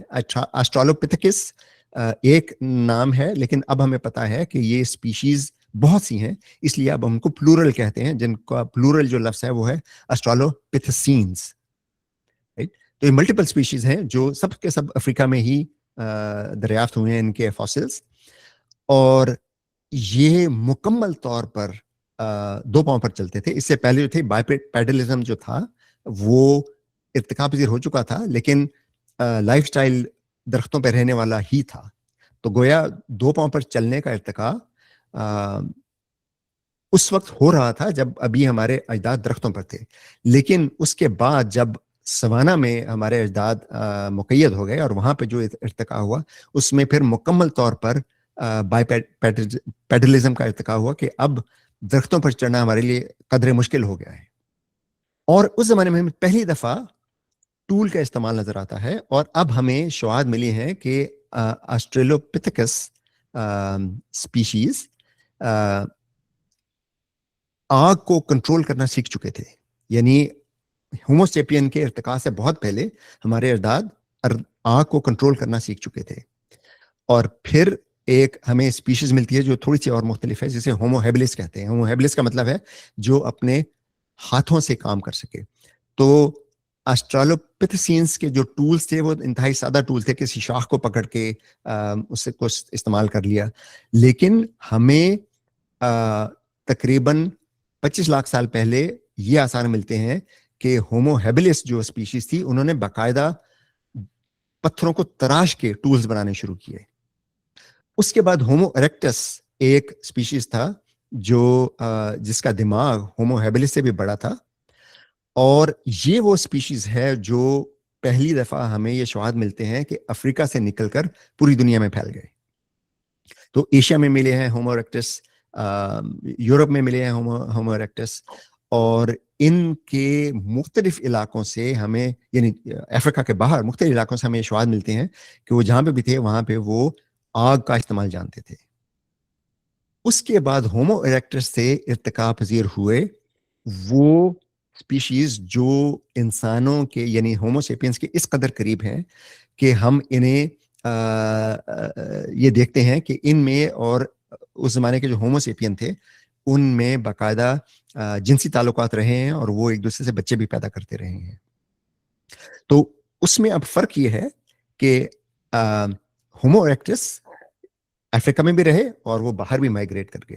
تو وہ جو باہر مائگریٹ کر کے یورپ اور ایشیا میں آئے تھے, ان میں جو فردر جو ارتقاء ہوا ان سے وہ اسپیشیز بنی جنہیں اب ہم نیانڈرتھال کہتے ہیں, جنہیں ہم ڈینیسوونس کہتے ہیں, یا ہومو فلورسینسس کہتے ہیں. یہ مختلف علاقوں میں ملے ہیں, رائٹ. تو اب ہمیں پتا ہے کہ ہومو سیپینس جو ہیں, ہم جو انسان ہیں, جدید انسان, ان کا ارتقاء افریقہ میں ہوا تھا, جبکہ نیانڈرتھالز وغیرہ کا ارتقاء یورپ میں ہوا تھا. لیکن پھر ہمارے اجداد آج سے تقریباً 70-80 ہزار سال پہلے افریقہ سے آہستہ آہستہ نکلنا شروع ہوئے, اور پہلے ایشیا آئے, اس کے بعد یورپ گئے, اس کے بعد امریکہ گئے, نارتھ امریکہ, ساؤتھ امریکہ. یہ جو میں بر اعظموں کی بات کر رہا ہوں, ملک امریکہ کی بات نہیں کر رہا, رائٹ. تو یہاں پہ ان کی انٹریکشن شروع ہوئی نیانڈرتھال سے اور ڈینیسوون سے, جن سے پھر وہ جنسی اختلاط ہوئے, جن سے ہمیں یہ اب علم ہوتا ہے. اب چونکہ نیانڈرتھال اور ڈینیسوونس یہ قدرے جدید ہیں, اور اب ہمارے پاس ایسے ٹولز آ گئے ہیں کہ निएंडरटाल्स और डेनिसोवन्स के जो फॉसिल्स हैं उनसे हम डीएनए भी निकाल चुके हैं, तो अब हम इनका डीएनए एनालिसिस भी कर सकते हैं। और अब हमें पता है कि इंसान के डीएनए में, खासतौर पे जो यूरोप में और एशिया में इंसान रहते हैं, उनके डीएनए में निएंडरटाल डीएनए अभी तक मौजूद है, और डेनिसोवन डीएनए भी मौजूद है, लेकिन डेनिसोवन डीएनए की डिस्ट्रीब्यूशन ज्योग्राफियल के तौर पर वो थोड़ी सी मुख्तलिफ है। तो ये तो एक थी हिस्ट्री, तारीख की, राइट। अब हम बात करेंगे कि हमें ये इल्म कैसे है कि तारीख, जिंदगी की तारीख ये रही है। तो अब वक्त चूंकि कम है, मैं इसको बहुत तफसील से यहाँ नहीं जाऊंगा, लेकिन सबसे ज़्यादा जो सबसे पुराने हमारे जो इंफॉर्मेशन मिलती है वो फॉसिल से मिलती है, राइट। आज से 200 साल 300 साल पहले भी फॉसिल्स की दरियाफ्त तो 1000 साल पहले से हो रही थी, लेकिन मॉडर्न साइंस से पहले हमें ये पता नहीं था कि ये फॉसिल्स क्या कह रहे हैं, राइट। आप देखें दुनिया में हर जगह किसी ना किसी शक्ल में हैबतनाक जानवरों के किस्से मशहूर हैं, राइट। ख़ास तौर पे चीन में आपको पता है कि ड्रैगन्स के किस्से बहुत मशहूर हैं, राइट। अब वो ड्रैगन के किस्से इसीलिए मशहूर हैं कि चीन में फॉसिल्स के बाकियात, यानी इनके डायनासोर्स के फॉसिल्स की दरियाफ्त हज़ारों साल पहले से हो रही है। इसी तरह भारत में डायनासोर्स के फॉसिल्स पहले भी मिलते थे, लेकिन ये इल्म नहीं था कि डायनासोर्स के फॉसिल हैं, तो वो तस्वर ये किया जा सकता था कि ये बहुत बड़े हैबतनाक जानवर थे, इसलिए वो ड्रैगन के तस्वर पैदा हुआ। तो फॉसिल तो हमें बहुत हज़ारों सालों से मिल रहे थे, लेकिन जदीद साइंस में तकरीबन 200 300 400 साल से हमने बाकायदा फॉसिल्स की तलाश शुरू की है, और हमें तकरीबन हर बर-ए-आज़म पर फॉसिल्स मिलते हैं, और उन फॉसिल्स से हम ये दरियाफ्त करने की कोशिश करते हैं कि ज़िंदगी की तारीख क्या है, राइट। तो सबसे पुराने फॉसिल जो हैं वो सबसे पुराने स्ट्राटा में मिलते हैं। स्ट्राटा का मतलब कि चट्टानों की तहें। तो चट्टानों की तहें जो पुरानी हैं उनमें पुराने फॉसिल्स मिलते हैं, जो निस्बतन नई है उसमें नए फॉसिल्स मिलते हैं। तो इससे हम चट्टानों की उम्र का अंदाजा लगाकर हम फॉसिल्स की उम्र का अंदाजा लगा सकते हैं। तो फिर जब हम इन फॉसिल्स को एक बाकायदा इकट्ठा रख के इनमें वक्त के साथ साथ तब्दीली देखते हैं, तो तब हमें एहसास होता है कि इर्तिका कैसे हुआ। तो रॉक्स यानी जो स्ट्राटा है, उनमें हम ये देखते हैं कि जो सेडिमेंट्री रॉक्स हैं, यानी जो समुद्र की तह में बनी, वो तह दर तह लेयर बाय लेयर बनी, और उनमें जो पुरानी जो तहें हैं वो ज़्यादा पुरानी हैं, और यानी जो नीचे की तहें हैं और जो ऊपर की तहें हैं वो निस्बतन नहीं है। और हमें इसी तरतीब से जो नीचे की तहें हैं उनमें पुराने फॉसिल नजर आते हैं जो करोड़ों से अरबों साल पुराने हैं, और जो जमीन के सतह के पास की तहें हैं जो यानी निस्बतन उन्हें कम अरसा हुआ है उन तहों को बने, उनमें हमें निस्बतन जदीद जानवरों के फॉसिल नजर आते हैं। उसके अलावा फिर हम देखते हैं कि मुख्तलिफ जोग्राफियाई जो इलाके हैं, north America, south America, Africa, Asia, Australia, right, इनमें हमें चट्टानों की जो लेयर्स हैं वो एक ही किस्म की मिलती है। हालांकि मुख्तलिफ बर-ए-आज़म हैं, लेकिन एक जो हमें प्रोग्रेशन मिलती है पुरानी अरबों साल पुरानी से करोड़ों साल से फिर लाखों साल पुरानी, वो ग्रेजुएशन हमें तकरीबन एक से नजर आती है। और चट्टानों की उम्र कैसे मालूम करते हैं, उसके लिए हम डेटिंग टेक्निक्स इस्तेमाल करते हैं, जिनमें सबसे अहम जो है रेडियोमेट्रिक डेटिंग टेक्निक है। तो हम मुख्तसर से बात करेंगे कि हम चट्टानों को या फॉसिल्स को डेट कैसे करते हैं, यानी हम कैसे मालूम करते हैं कितना पुराना है। तो हम सबसे जो माजी करीब के जो फॉसिल्स हैं या माजी करीब के जो आर्टिफैक्ट्स हैं उनकी डेटिंग से बात शुरू करेंगे, और फिर जाएंगे माजी बईद में जो आर्टिफैक्ट्स हैं उनकी डेटिंग कैसे होती है। तो अगर हमें किसी जगह लकड़ी के कोई आर्टिफैक्ट्स मिलते हैं, जैसे कोई दरख्त की बाकियात मिलती है, या लकड़ी से बना हुआ कोई हमें लकड़ी से बने औजार मिलते हैं, या लकड़ी से बना हुआ फर्नीचर मिलता है, जैसे किसी ने कोई तख्तपोश किस्म की चीज बनाई है, तो उस लकड़ी में जो दरख्त, जब आपको पता है कि जब दरख्त ग्रो होता है तो उसमें रिंग्स बनते हैं, और हर रिंग एक साल में बनता है, राइट। बाहर आजकल कोई मौसम है, आजकल ग्रोथ दरख्तों की तेजी से होती है, तो वो ये रिंग बहुत यानी जो मिट्टी बहुत तेजी से बनता है, और फिर सर्दियों के मौसम में जब ग्रोथ बहुत कम हो जाती है तो वो नया मटेरियल बहुत कम बनता है। तो उस तरह से एक रिंग की शक्ल बनती है और हर साल एक नया रिंग बनता चला जाता है। मरकज से अगर आप दरख्त के तने के बाहर की तरफ जाएं तो वो रिंग आपको दरख्त की उम्र बता देते हैं, और न सिर्फ दरख्त की उम्र बताते हैं बल्कि वो ये भी बता देते हैं कि कौन सा साल ग्रोथ ज्यादा हुई, कौन से साल ग्रोथ कम हुई। इसको कहते हैं डेंड्रोक्रोनोलॉजी। और फिर जिस साल ग्रोथ ज्यादा हुई उसको हम कोरिलेट कर सकते हैं कि अगर किसी साल में फर्ज कीजिए कि बारिशें नहीं हुई थी, वहां पे कहत साली थी, तो वहां पे ग्रोथ बहुत कम होगी। तो अब अगर हम किसी और तरीके से हमें पता है कि फलां इलाके में कहत कब आया था, तो अब हम उस कहत की तारीख को दरख्तों के जो रिंग है उनके साइज से कोरिलेट करके हम ये मालूम कर सकते हैं कि ये दरख्त किस जमाने में जिंदा था। तो इसी तरह जमीन का मैग्नेटिज्म, आपको ये इल्म होगा यकीनन कि वक्त के साथ साथ तब्दील होता रहता है, और कुछ लाख या कुछ करोड़ साल में जमीन का जो पोल है, नॉर्थ और साउथ पोल, वो फ्लिप हो जाते हैं। तो चट्टानों में खासतौर पे जो लावा से चट्टानें बनती हैं, जब तक लावा माय हालत में होता है तो उसमें जो आयरन के जो ज़रात हैं वो जमीन का जो मैग्नेटिक फील्ड है उसके साथ साथ तब्दील होते रहे, उनकी ओरिएंटेशन तब्दील होती रहती है, राइट। लेकिन लावा एक दफा जम जाए तो फिर वो ज़रात की ओरिएंटेशन मुक़य्यद हो जाती है।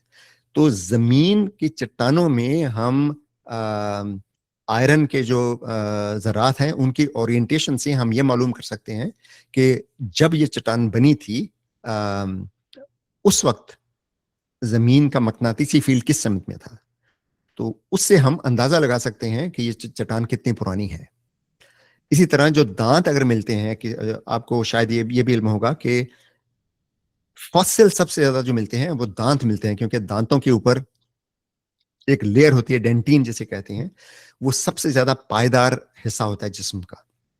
तो बाकी हड्डियां भी खत्म हो जाएं, हड्डियां बाज़ औक़ात फॉसिलाइज हो जाती हैं, खत्म नहीं होती, लेकिन दांत अमूमन जाया नहीं होते।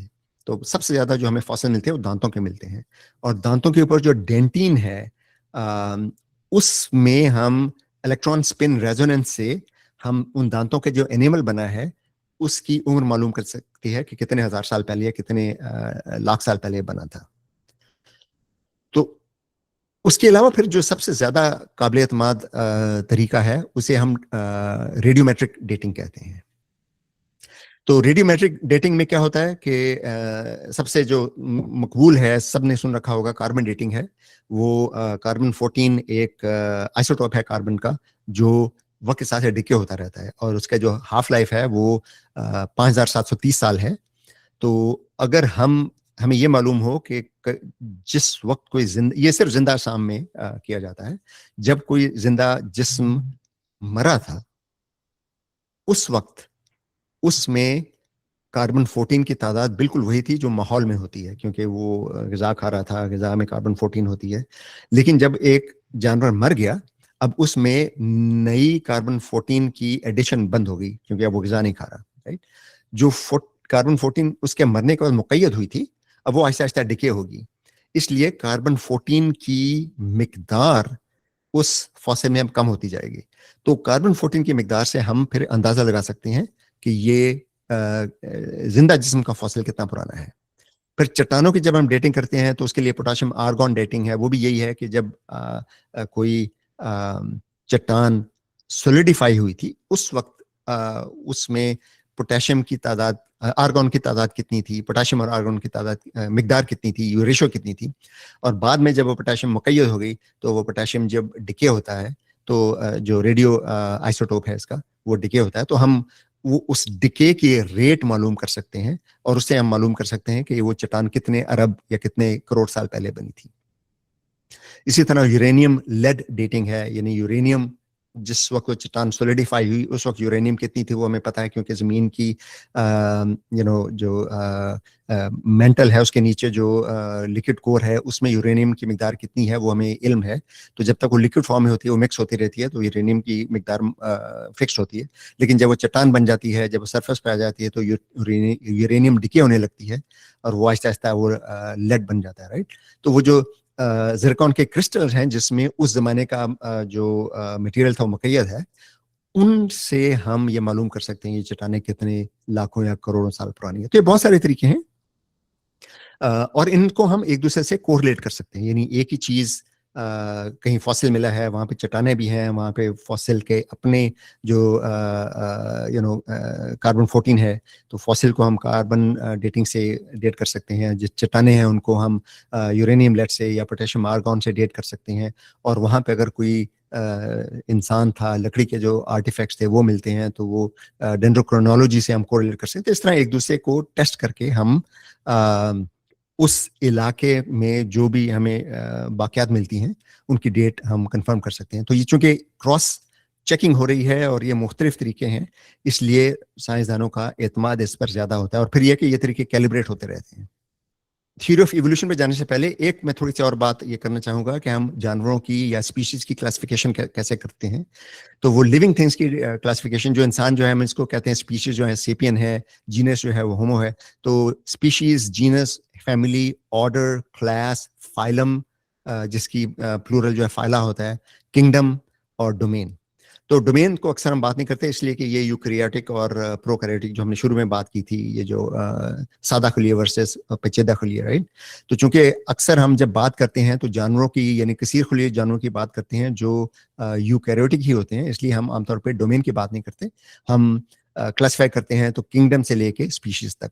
तो इंसान की अगर आप बात करें तो डोमेन तो हमने पता है यूकैरिया है क्योंकि यूकैरियोट से बने हैं। फाइलम को हम कोर्डेटा कहते हैं, जिसको तमाम वर्टेब्रेट्स जो हैं वो कोर्डेटा में आते हैं। ऑर्डर जो है वो किंगडम जो है वो एनिमिलिया है, एनिमल में आते हैं हम, राइट। क्लास जो है मेमिलिया है, हम मेमल्स में आते हैं। ऑर्डर जो है प्राइमेट्स है, हमने पहले जिक्र किया था। फैमिली जो है, चूंकि हम ये इंसानों की फैमिली है, इसको होमिनिड्स कहते हैं। जीनस जो है होमो है और स्पीशीज जो है सेपियन है, इसलिए हम होमो सेपियन कहते हैं इसे। अगर हम कोई मुख्तलिफ बिल्कुल जानवर ले, जैसे चींटियों की बात करें, तो अब चींटियां भी चूंकि कसीर खलीज जानवर हैं, राइट, इनकी डोमेन होगी यूकैरिया होगी, क्योंकि तमाम कसीर खलीज जानवर जो हैं वो यूकैरियोट से बनते हैं। चूंकि जानवर हैं इसलिए किंगडम इनकी एनिमिलिया ही होगी, जाहिर है। फाइलम से आके अब ये फिर तब्दील होने चलेंगे। इंसान का जो फाइलम है वो कोर्डेटा है, क्योंकि इंसान जो है वो वर्टेब्रेट है, यानी उनमें रीढ़ की हड्डी है। शुगर एंड जो है ये वो है कीड़े मकोड़े जिन्हें कहते हैं, हशरात कहते हैं, राइट। तो इनको हम आर्थ्रोपॉड्स कहते हैं। और फिर क्लास जो है इसकी इंसेक्टा है, और उसके बाद फिर ये मतलब ये तो टेक्निकल नाम है, I don't think we need to go there. लेकिन ज्यादा जो दिलचस्प है वो हमें अगर शार्क की मजाक लें, शार्क जो है वो हमें पता है कि उसमें बैकबोन होती है, इसलिए वो कोर्डेट है, राइट। तो अब आप देखेंगे इंसान और शार्क में डोमेन वही होगी यूकैरिया, किंगडम वही होगी एनिमिलिया, फाइलम भी वही होगा कोर्डेटा, क्योंकि इंसान और शार्क दोनों वर्टेब्रेट्स हैं, रीढ़ के हड्डी वाले जानवर हैं। उसके बाद ये हमें मुख्तलिफ नजर आएंगे, क्लास उनकी मुख्तलिफ है। इंसानों की क्लास जो मेमेलिया है, शार्क की क्लास मुख्तलिफ है, राइट।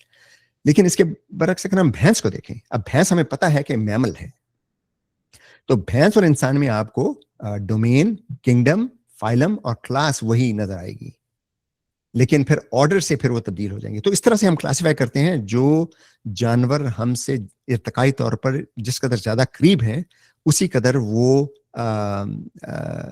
उनकी जो क्लासिफिकेशन भी सिमिलर हमें नजर आएगी, राइट। तो अब जो क्लासिफिकेशन का जो प्रोसेस है वो उसका इर्तिका के नजरिए से कोई ताल्लुक नहीं है, वो लोग साइंसदानों ने अपनी सहूलियत के लिए बनाया था। लेकिन हमें बाद में एहसास हुआ कि ये जो टेक्सोनॉमी है ये बराह रास्त इर्तिका को जाहिर करती है। तो अब मैं तकरीबन 10 मिनट लूंगा थ्योरी ऑफ इवोल्यूशन पे, और उसके बाद फिर हम आज का लेक्चर खत्म कर देंगे। तो हमें इवोल्यूशन की अगर हम बात करें, इर्तिका की बात करें, तो हमें यह पता है کہ لائف زندگی پہ زمین پر تقریباً 4 بلین سال سے موجود, ابھی ہم نے دیکھا تھا کہ 4 ارب سال پہلے سے زمین پر موجود ہے.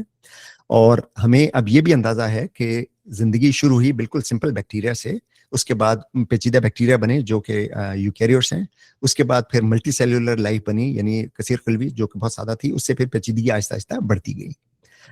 تو جنرل آئیڈیا یہ ہے کہ زندہ اجسام وقت کے ساتھ ساتھ تبدیل ہوتے رہتے ہیں, اور وہ خصوصیات جو انواع کو اپنی اگلی نسل پیدا کرنے میں مدد دیتے ہیں وہ خصوصیات بڑھتی جاتی ہیں, اور اس طرح سے زندگی میں آہستہ آہستہ تبدیلیاں آتی جاتی ہیں. تو تھیوری آف ایوولوشن کیا ہے, وہ یہ ہے کہ اگر ہم دیکھیں کہ بہت سے جانور, تقریباً تمام جانور بہت سے بچے پیدا کرتے ہیں. اگر ہم مچھلیوں کو دیکھیں, ایسی بھی مچھلیاں ہیں جو کروڑوں کے حساب سے انڈے دیتی ہیں اور سب فرٹیلائز ہوتی ہیں, یعنی کروڑوں بچے دیتی ہیں ایک ہی سیزن میں. تو جانور عام طور پر اتنے زیادہ بچے دیتے ہیں جو ان کی انوائرمنٹ سپورٹ نہیں کر سکتی. اس کا مطلب یہ ہے کہ تمام کے تمام بچے زندہ نہیں رہیں گے, تو وہی بچے زندہ رہ پائیں گے جن میں ماحول سے فٹنس زیادہ ہوگی, اور وہی اگلی نسل پیدا کر پائیں گے. تو آرگنزم کی پاپولیشن وقت کے ساتھ ساتھ تبدیل اس لیے ہوتی ہیں کہ وہی افراد اگلی نسل پیدا کر پاتے ہیں جن کی ماحول سے مطابقت زیادہ ہوتی ہے. تو اس طرح سے ہیریٹیبل ٹریٹس جنم لیتے ہیں, یعنی وہ خصوصیات جو اگلی نسل میں تبدیل منتقل ہوتی ہیں وہ آہستہ آہستہ تبدیل ہوتی جاتی ہیں. تو یہ تبدیلی آتی کیسے ہے؟ یہ نیچرل سلیکشن کی وجہ سے آتی ہے. نیچرل سلیکشن کیوں ہوتی ہے؟ اس لیے کہ میوٹیشن ہوتی ہیں. اب ہمیں پتہ ہے, پہلے ہمیں نہیں علم تھا, 200 سال پہلے ہمیں نہیں علم تھا, اب ہمیں علم ہے کہ جینز میں میوٹیشن ہوتی ہے. اس کے علاوہ جینیٹک ڈرفٹ ہوتی ہے, ان کی ہم بات کریں گے بعد میں تفصیل میں. بہت سے ایسے میکینزم ہیں جس وجہ سے انواع میں آہستہ آہستہ تبدیلی آتی رہتی ہے. ان تبدیلیوں کی وجہ سے کچھ افراد اپنی اگلی نسل پیدا کرنے میں زیادہ کامیاب رہتے ہیں. اسے کہتے ہیں ڈفرینشیل ریپروڈکٹیو سکسیس. اور یہ جو ڈفرینشیل ریپروڈکٹیو سکسیس ہے یہ ارتقائی پروسیس کی بنیاد ہے. اس کی وجہ سے اڈیپٹیشن پیدا ہوتی ہے جس سے ماحول سے مطابقت بڑھتی ہے, اور اسی وجہ سے پھر ڈائیورسفیکیشن پیدا ہوتی ہے, یعنی مختلف علاقوں میں ایک ہی نوع آہستہ آہستہ مختلف ہونے لگتی ہے, کیونکہ مختلف علاقوں میں یہ جو ماحول کے پریشر ہیں مختلف ہو سکتے ہیں. تو ہمیں یہ پتہ ہے کہ تمام انواع جو آج موجود ہیں وہ ایک کامن اینسیسٹر سے ارتقا پذیر ہوئیں, اور وقت کے ساتھ ساتھ 3.5 ارب سال سے تبدیلیاں آتی جا رہی ہیں. تو یہ جو ارتقاء کا پروسیس ہے یہ نیور اینڈنگ پروسیس, یہ آج بھی چل رہا ہے. تو ارتقاء ایک نیچرل فینامنا ہے جو ہم آبزرو کرتے ہیں, یعنی ہم آبزرو کرتے ہیں کہ جیسے ہم نے دیکھا تھا فاسلز میں اور موجودہ جو سپیشیز ہیں کہ وقت کے ساتھ ساتھ تبدیلی آ رہی ہے. یہ ارتقاء ہے, یہ ایک فیکٹ ہے, ہم نے مشاہدہ کیا ہے. تھیوری آف ایوولوشن یعنی ارتقاء کا نظریہ وہ ان تبدیلیوں کی ایک سائنسی وضاحت پیش کرتا ہے. ٹھیک ہے, تو انسان کی اگر ہم مثال لیں تو انسان اگر ہم صرف مشاہدہ کریں تو سب سے زیادہ ہماری جو مشابہت نظر آتی ہے وہ چمپینزی اور گوریلا کے ساتھ نظر آتی ہے. اس کے بعد اگر اور دور جائیں تو گوریلا سے کچھ کم ہو جاتی ہے مشابہت, گریٹ ایپ جو ہے ان سے کچھ کم ہو جاتی ہے, پرائمیٹ جو ہیں ان سے اور کم ہو جاتی ہے, پھر تمام ورٹیبرٹس لیں تو مشابہت اور کم ہو جاتی ہے. تو یہ مشابہت کی کمی ہمیں بتاتی ہے کہ یہ انسان ارتقاء پذیر ہوا ہے ایک سلسلے میں. تو ایک اگر ہم مختصراً بات کریں تو ارتقاء کے نظریے کے جو پہلو ہوئی ہے, ایک تو کامن ڈسینٹ ہے کہ تمام موجودہ آرگنزمز کہیں ماضی میں مشترکہ اجداد سے ارتقاء پذیر ہوئے ہیں, اور یہ تبدیلیاں جو آئی ہیں یہ جینیٹک یعنی جینز میں تبدیلیاں, جینز میں میوٹیشن, اس سے جو ویریبلٹی پیدا ہوتی ہے انواع میں اس وجہ سے آئی ہیں. تو ان تبدیلیوں کی وجہ سے مختلف افراد میں جو خصوصیات ہیں یا ماحول سے مطابقت ہے وہ یا کم ہو جاتی ہے زیادہ ہو جاتی ہے. اور پھر ایک نیچرل سلیکشن ایک ایسا پروسیس ہے کہ چونکہ ہر نوع اپنی جو ماحول کی قابلیت ہے اس نوع کی آبادی کو سپورٹ کرنے کے لیے اس سے زیادہ بچے پیدا کرتی ہے. اس لیے کچھ بچے مر جاتے ہیں, کچھ اگلی نسل پیدا کرنے کے قابل نہیں رہتے, کچھ اگلی نسل پیدا کرتے ہیں, اور جو اگلی نسل پیدا کرنے کے قابل ہوتے ہیں وہ وہی ہوتے ہیں جن کی ماحول سے مطابقت زیادہ ہوتی ہے. تو یہ ارتقاء ہے. اور اس کے جو میکنزم پہلے میں نے ذکر کیا تھا, جینیٹک ڈرفٹ ہے کہ جینز میں تبدیلی وقت کے ساتھ آتی رہتی ہے. اس کے علاوہ جین فلو ہے, یعنی ایک علاقے میں کسی دوسرے علاقے سے کوئی اسی قسم کا جانور تبدیل وہاں سے شفٹ ہو کے یہاں پہ آ جائے, یعنی کیا اس کا لفظ ہوتا ہے, میرے ذہن میں وہ لفظ نہیں آ رہا, سر ہجرت کر کے ایک علاقے سے ہجرت کر کے دوسرا علاقے. اور یہ ہجرت چلتی رہتی ہے. آپ اکثر آپ نے ویڈیو میں دیکھا ہوگا کہ بعض اوقات لاکھوں کی تعداد میں جانور ایک علاقے سے دوسرے علاقے میں جاتے ہیں. تو پرندے ایک علاقے سے دوسرے علاقے میں جاتے ہیں, اور بعض اوقات وہ بھٹک کے کسی غلط علاقے میں چلے جاتے ہیں جہاں ماحول ان کے مطابق نہیں ہوتا. تو بہت سے وہ مر جاتے ہیں, لیکن بعض اوقات ان کے اجداد زندہ بھی رہ جاتے ہیں, اور پھر وہ اس علاقے کے ماحول کے حساب سے ان میں تبدیلیاں ہوتی رہتی ہیں. اس کے علاوہ ایپی جینیٹک چینجز ہیں, یہ تھوڑا سا تفصیلی ٹاپک ہے, اس پہ میں بات نہیں کروں گا. تو ان کی تبدیلیوں کی وجہ سے ایڈیپٹیشن ہوتی ہے, یعنی وہ جینز جو ماحول سے مطابقت بڑھاتے ہیں وہ آبادی میں پھیلتے جاتے ہیں, اور اس وجہ سے پھر اسپیشیشن ہوتی ہے. یعنی ایک ہی نو, جیسے ہم نے بات کیا تھا کہ ہومو ایریکٹس افریقہ سے نکلا, یورپ میں پھیل گیا, ایشیا میں پھیل گیا. تو یورپ میں اب ان کی جو اس میں مستقبل میں جو نسلیں آئیں ان میں جو تبدیلیاں ہوئیں وہ مختلف تھیں. ایشیا میں جو نسل تھی ان میں جو تبدیلیاں ہوئیں وہ مختلف تھیں. تو اس کے بعد پھر جو افریقہ میں رہ گئے تھے ان میں تبدیلیاں مختلف ہوئیں. تو ہومو سیپینس افریقہ میں ارتقا پذیر ہوئے, اور پھر وہ جب دوبارہ 70,000 سال پہلے افریقہ سے ارتقا کر کے نکلے تو انہوں نے دیکھا کہ ایشیا اور یورپ میں انسان نما چیزیں پہلے سے موجود تھیں, رائٹ. تو یہ ماحول کے ساتھ ساتھ تبدیلی ہے, یہ اسپیشیشن ہے. تو تھوڑا سا ہمیں یہ بھی سمجھنا چاہیے کہ ڈیپ ٹائم ایک کانسیپٹ ہے کہ ارتقائی تبدیلیاں ملینز آف ایئرس پہ ہوتی ہیں, بڑی تبدیلیاں جو جن کا مشاہدہ کیا جا سکے. اور وہ ڈیپ ٹائم انسان کی ایک جو بدیہی سوچ ہے, یعنی جو منطقی سوچ ہے, یا جو ہم روزمرہ کے مشاہدے سے جو اپنی سوچ ترتیب دیتے ہیں, اس میں ڈیپ ٹائم کا تصور جو ہے وہ سمجھنا بہت مشکل ہوتا ہے. تو میرے خیال یہاں پہ ہم ختم کرتے ہیں. آئندہ ہم اگلی فائل سے اگلے ہفتے ہم جاری رکھیں گے. تو آپ کے اگر کچھ سوالات ہیں تو آپ ضرور پوچھ لیجئے. جی, سوالات جوابات کا سلسلہ شروع کرتے ہیں. آپ سب لوگوں سے التماس ہے کہ جس بندے کا بھی جو بھی سوال ہو وہ اپنا ہینڈ ریز کرے. اس کے بعد اس کا مائک ان میوٹ کیا جائے گا, اور ایک وقت میں ایک ہی بندہ بولے گا تاکہ بات سمجھ آ سکے آپ سب کی. اور آپ سب کو میں کہوں گا کہ آپ لوگ زیادہ سے زیادہ سوالات پوچھیں, کیونکہ آپ جتنے زیادہ سوالات پوچھیں گے اتنے ہی ہمارے مغالطے دور ہوں گے. تو یہ مجھے اندازہ ہے کہ آج کا جو ٹاپک تھا یہ تھوڑا سا ڈرائی تھا, کیونکہ اس میں جو انفارمیشن میں نے دی ہے یہ اس سے ایک جو بلٹ پوائنٹ میں نے دیا ہے اس پہ بہت سی کتابیں لکھی جا چکی ہیں, رائٹ. تو بہت زیادہ یہ تفصیل ہے جس کو میں نے مختصر کر کے دینے کی کوشش کی ہے. آئندہ جو موضوعات ہوں گے, خاص طور پہ جب ہم نظریہ اضافت کے بارے میں جو غلط فہمی ان پہ بات کریں گے تو شاید دلچسپی آپ کو وہ ٹاپک زیادہ دلچسپ لگیں گے. لیکن وہاں تک پہنچنے کے لیے یہ ضروری ہے کہ ہم یہ جو بنیادی تصورات ہیں پہلے ان کو سمجھیں. اچھا, یہ عارف الدین صاحب کا کوئی سوال ہے, میں ابھی آپ کو ان میوٹ کرتا ہوں. جی عارف الدین صاحب, کائنڈلی آپ اپنے آپ کو ان میوٹ کیجیے. ہیلو, السلام علیکم سر. جی جی جی, وعلیکم السلام. جی جی جی سر, میرا کوشچن تھوڑا مالیکولر والے سائڈ پہ ہے. جس طرح آپ نے پہلے فرمایا کہ ایوولوشن میں نا آر این اے پہلے آئے تھے, تو بعد میں ایسے کیا ہوا کہ جو ڈی این اے میں کنورٹ ہوئے, ایسے کوئی انوائرمنٹل فیکٹر کی وجہ سے یا نیچرل کی وجہ سے؟ جی, یہ بہت گہرا سوال ہے اور اس کا مکمل جواب ابھی تک سائنسدانوں کو معلوم نہیں ہے. یعنی ہمیں یہ تو علم ہے کہ اس وقت آلموسٹ ساری کی ساری زندگی, کثیر خلوی زندگی خاص طور پر, وہ ڈی این اے پر مشتمل ہے. اس کا مطلب کیا ہے؟ اس کا مطلب یہ ہے کہ جینیاتی انفارمیشن جو ہے وہ ڈی این اے میں محفوظ ہوتی ہے. لیکن ہمیں یہ بھی علم ہے کہ ہر کثیر خلوی جسم کے ہر خلیے میں جو بھی تعاملات ہوتے ہیں, جیسے جین ایکسپریشن جب ہوتا ہے تو وہ آر این اے کے تھرو ہوتا ہے, رائٹ. تو آر این اے ہر خلیے میں ہر وقت کام کر رہا ہوتا ہے.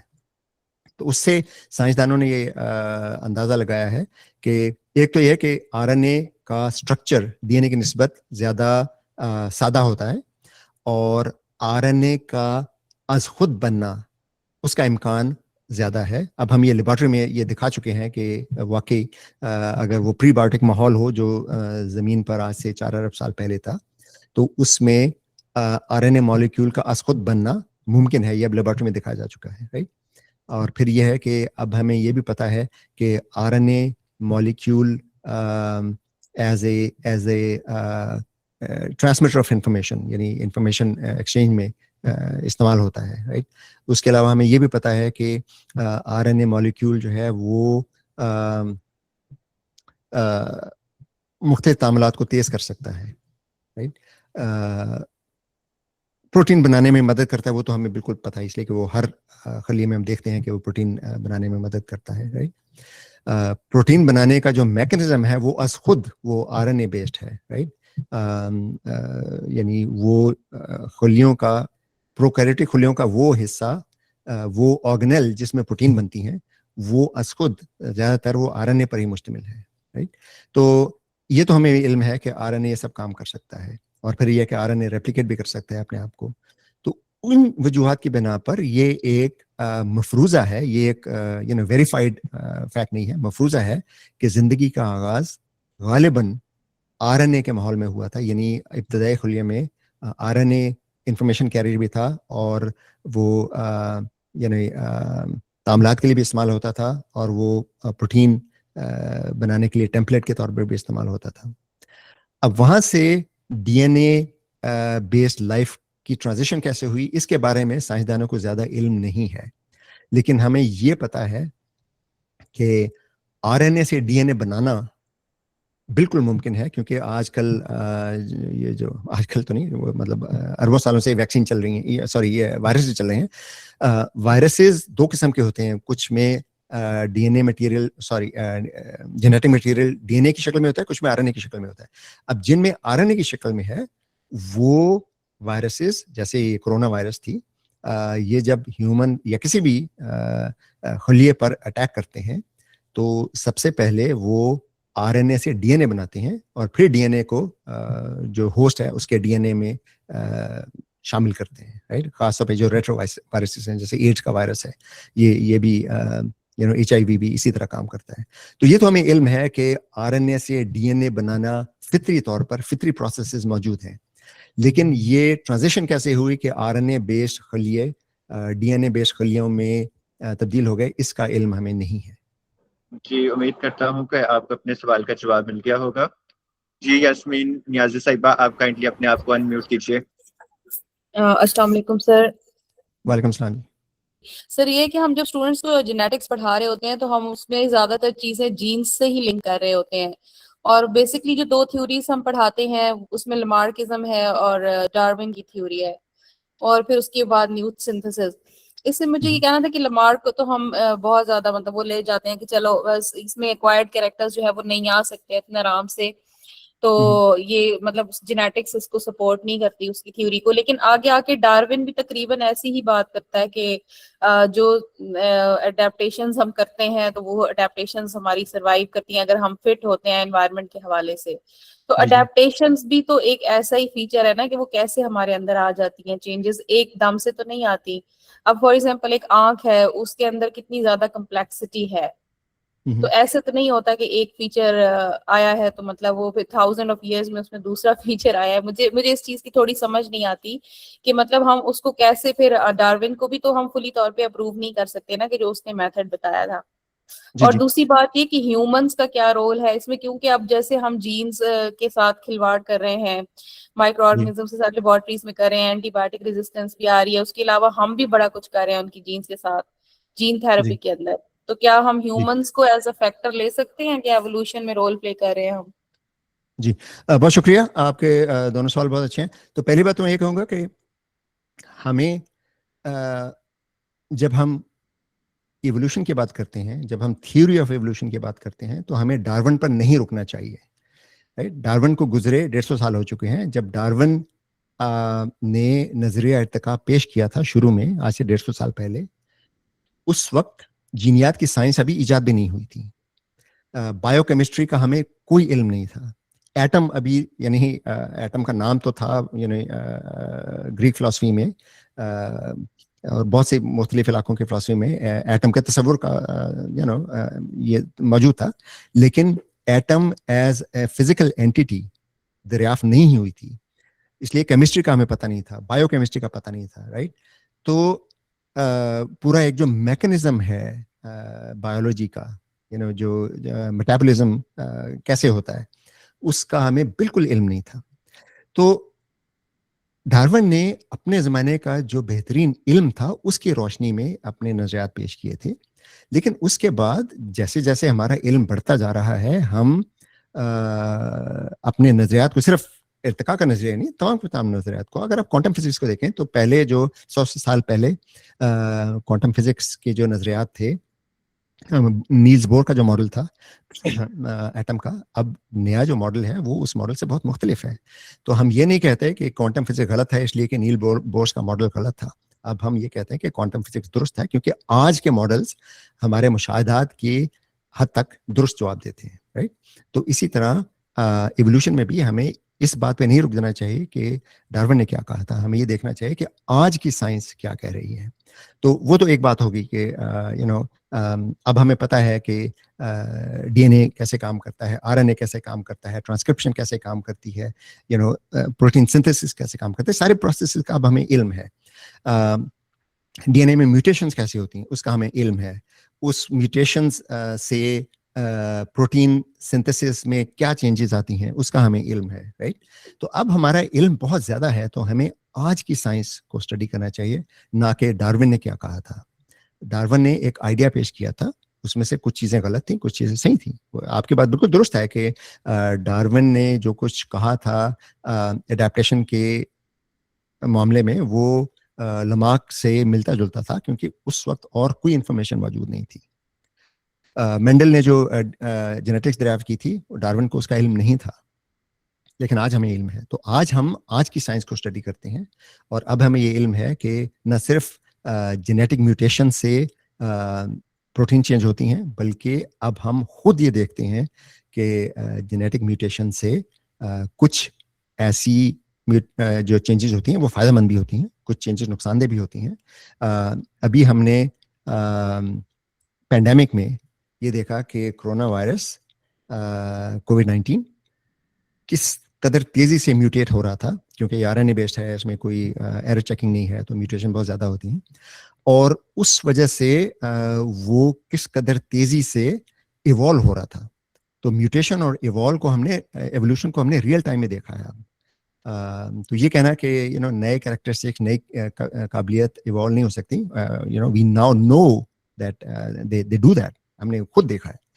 تو آنکھ کی آپ نے بات کی, تو آنکھ کا ارتقاء تقریباً 80 کروڑ سال لگے ہیں اس کو, اس میں رفتہ رفتہ تبدیلیاں آئی ہیں, اور اب ہم وہ ساری سٹیجز دیکھ چکے ہیں.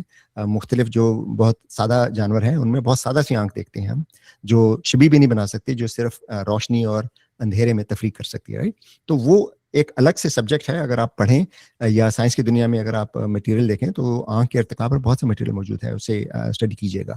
دوسرا جو آپ کا سوال تھا وہ بھی بہت اہم سوال ہے کہ انسان اب ان تکلیفوں, ان بیماریوں کے ساتھ بھی زندہ رہ سکتا ہے جو آج سے صرف 300 سال پہلے ڈیتھ سینٹینس ہوا کرتی تھی, رائٹ.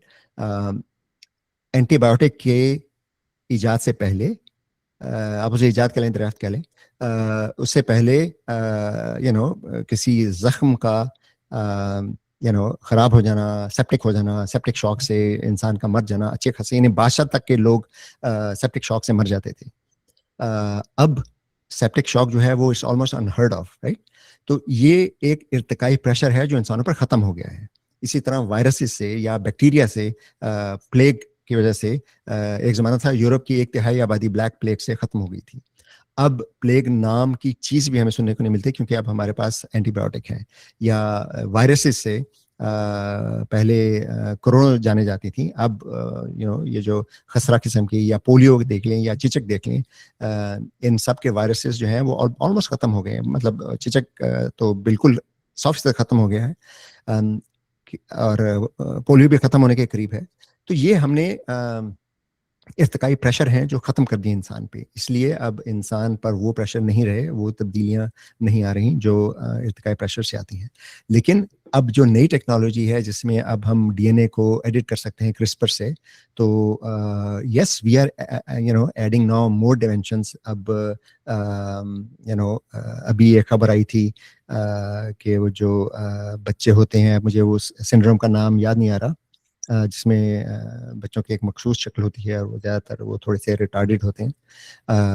وہ ایک کروموسوم 21 ہے, اس میں اگر 2 کے بجائے 3 آ جائیں فرٹیلائز سیل میں تو اسے ہوتے ہیں. تو اب انہوں نے ایڈٹ کر کے ایک فرٹیلائز سیل سے وہ نکال کے انہوں نے ایک ہیلدی بچہ پیدا کیا ہے, رائٹ. تو یہ ایک ٹول سیٹ ہے جس سے انسانوں پر ارتقائی پریشر اور کم ہو جائے گا. لیکن یہ ٹول سیٹ ہے جس سے مستقبل میں یہ بھی ممکن ہے کہ انسان اپنے اندر وہ تبدیلیاں کرنے لگے, جیسے کچھ لوگ اپنی ذہانت بڑھائیں یا بچوں کی ذہانت بڑھانے کی کوشش کریں یا اپنا بچوں کے قد بڑھانے کی کوشش کریں, یا یہ کہ وہ کوشش کریں کہ لڑکا پیدا. ہمارے یہاں یہ بہت وہ ہے, باعث موجود ہے کہ لڑکا ہونا چاہیے. تو اس قسم کی چیزیں ہوں گی, تو اس کا تو انسان کو خود اپنے اوپر کنٹرول کرنا ہے کہ اس کو آگے کیا کریں گے. جی, مجھے امید ہے آپ کو آپ کے سوال کا جواب مل گیا ہوگا. اگلا ہمارا سوال ہے جویریہ بہادر صاحبہ کا. جی میم, آپ کائنڈلی اپنے آپ کو انمیوٹ کریں. السلام علیکم سر. وعلیکم السلام. سر آپ نے اسٹارٹ میں ایک بات کی تھی اور مجھے اس میں تھوڑی سی کنفیوژن ہو رہی ہے کہ scientific theories can only be falsified, they can not be proven. Scientific theories do not become laws.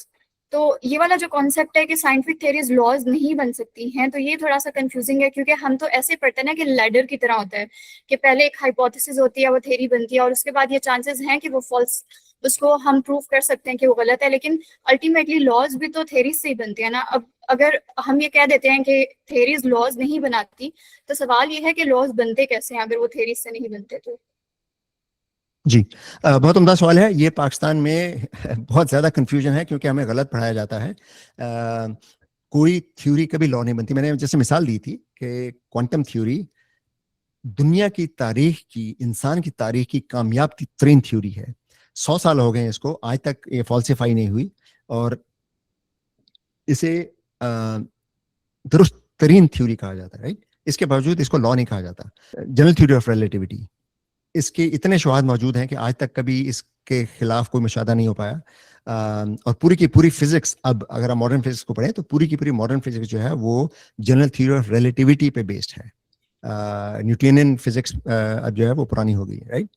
تو ان کو کوئی سائنسدان یہ نہیں کہتا کہ اب ان کو لا کہہ دینا چاہیے, بیکاز لا اور تھیوری 2 مختلف چیزیں ہیں.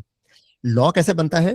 جب آپ کوئی ریگولیرٹی دیکھتے ہیں, رائٹ. جیسے نیوٹن نے ریگولیرٹی دیکھی کہ وہ گیند زمین پہ گرتا ہے, اور جو سیب زمین پہ گرتا ہے, توپ کا گولا اگر آپ فائر کریں تو وہ پہلے اوپر جاتا ہے لیکن پھر زمین کی طرف گرتا ہے. تو اس سے اس نے یہ اندازہ لگایا کہ گریوٹی کیسے کام کرتی ہے, اور اس سے پھر اس نے یہ اندازہ لگایا کہ چاند بھی شاید اسی طرح کام کر رہا ہے کہ وہ زمین کی طرف گر رہا ہے لیکن وہ اپنی رفتار کی وجہ سے گر نہیں پا رہا, تو وہ ایک مدار میں چکر لگا رہا ہے, رائٹ. لیکن اسے یہ پتا نہیں تھا کہ گریوٹی کیوں کام کرتی ہے. اس نے خود کہا ہے کہ اگر آپ وہ اس کی تحریر پڑھیں تو اس نے خود کہا کہ آئی پروپوز نو ہائپوتھیسس کہ یہ کام کیوں کرتی ہے. لیکن اس نے یہ بتا دیا کہ گریوٹی کو کیلکولیٹ کیسے کرنا ہے. تو جہاں پہ آپ کے پاس ایک الگوریتم ہو کیلکولیٹ کرنے کے لیے تو اس کو ہم لا کہتے ہیں. لا آپ کو وضاحت نہیں دیتا, صرف یہ بتاتا ہے کہ آپ نے کوئی پریڈکشن کیسے کرنی ہے, رائٹ. آپ زمین سے آپ نے چاند کی طرف جانا ہے اور آپ کو یہ کیلکولیٹ کرنا ہے کہ آپ کو کتنا فیول چاہیے, تو وہ نیوٹن کی گریوٹی سے آپ کیلکولیٹ کر سکتے ہیں. لیکن نیوٹن کی گریوٹی آپ کو یہ نہیں بتاتی کہ زمین راکٹ کو اپنی طرف کھینچ کیوں رہی ہے. وہ آئنسٹائن کی تھیوری بتاتی ہے, رائٹ. آئنسٹائن کی تھیوری نے وہ میکانزم بتایا جس کی وجہ سے زمین में ग्रेविटी पैदा होती है. तो लॉ और theory, these are to different things. Theory आपको ये समझाती है कि कोई चीज क्यों हो रही है, वो आपको उसकी वजह बताती है, उसका मैकेनिज्म बताती है. तो इर्तिका की थ्योरी वो आपको मैकेनिज्म बता रही है कि इर्तिका क्यों होता है, राइट. ये जो नेचुरल सिलेक्शन है, जेनेटिक ड्रिफ्ट है, म्यूटेशन है, जीन फ्लो है, जो मैंने अभी जिक्र किया था, ये सब आपको वजाहत देते हैं. तो थ्योरी वजाहत देती है और प्रेडिक्शन करती है. लॉ सिर्फ प्रेडिक्शन करता है, वो वजाहत नहीं देता. तो ये फर्क है दोनों में. कोई थ्योरी के भी लॉ नहीं बनती, ये हमें गलत पढ़ाया जाता है. जी, मुझे उम्मीद है आपको आपके सवाल का जवाब मिल गया होगा. अगला हमारा सवाल है इकरमा साहब का. जी सर, आप काइंडली अपने आप को अनम्यूट कीजिए. अस्सलाम वालेकुम सर. आई एम मोहम्मद वालेकुम इकरमा सलाम. From BS bioinformatics 8th semester. Sir काफ़ी इंफॉर्मेटिव आपका सेशन था, और मैं आपको 7th-8th क्लास स्कूल के टाइम से आपके फेसबुक ग्रुप के थ्रू जानता हूँ, और काफ़ी अच्छा प्लेटफॉर्म है. हम उस टाइम का चैट जीपीटी कह सकते हैं. आपके माइंड में जो भी क्वेश्चन आ रहा है वो आप सर्च करो तो इजी उर्दू में आपको आंसर मिल जाता है.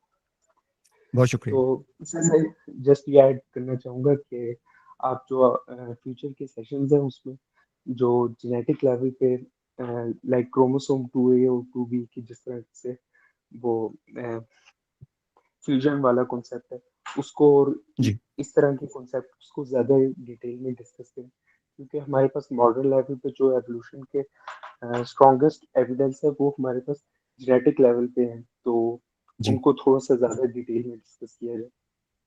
जरूर जरूर. जी जी. Okay. तो वो एक तो मैं ये कहूँगा कि मैंने पहले भी आज की टॉक में जिक्र किया था कि हमें एक नेचुरल ये टेंडेंसी होती है कि जब हम एवोल्यूशन का जिक्र करें तो हम इंसान के एवोल्यूशन तक जाना चाहते हैं, लेकिन हमें एक ब्रॉड पर्सपेक्टिव रखना चाहिए कि इर्तिका का नज़रिया जो है वो सिर्फ इंसानों पे अप्लाई नहीं होता, वो तमाम अनवा पे अप्लाई होता है, राइट. चींटियों का इर्तिका कैसे हुआ, ये भी उतना ही अहम है जितना ये सवाल अहम है कि इंसान का इर्तिका कैसे हुआ. चमगादड़ का इर्तिका कैसे हुआ, वेल का इर्तिका कैसे हुआ. एक जो हम प्रोटिस्ट देखते हैं, छोटे छोटे जो माइक्रोस्कोपिक जानवर हैं, जैसे वो एक वाटर बेयर जिसको कहते हैं, राइट, उनका इर्तिका कैसे हो. तो हर जिंदा नौ का इर्तिका उतना ही उनको स्टडी करना इतना ही अहम है जितना इंसान के इर्तिका को स्टडी करना है. लेकिन यह कि हम चूंकि इंसान हैं, हमें दिलचस्पी होती है अपने बारे में, एक क्यूरियोसिटी होती है. तो उस सेंस में यस, इंसान के इर्तिका पर भी हम बात करेंगे. तो जब जेनेटिक्स की बात आएगी तो इंशाल्लाह मैं जो क्रोमोसोम फ्यूजन है उस पे कोशिश करूंगा कि उस पे भी कोई मटेरियल शेयर करूं आपके साथ. राजा अली साहब का एक सवाल आया है. ये कह रहे हैं कि if evolution is ongoing, what are some clear observable examples of evolution in humans today.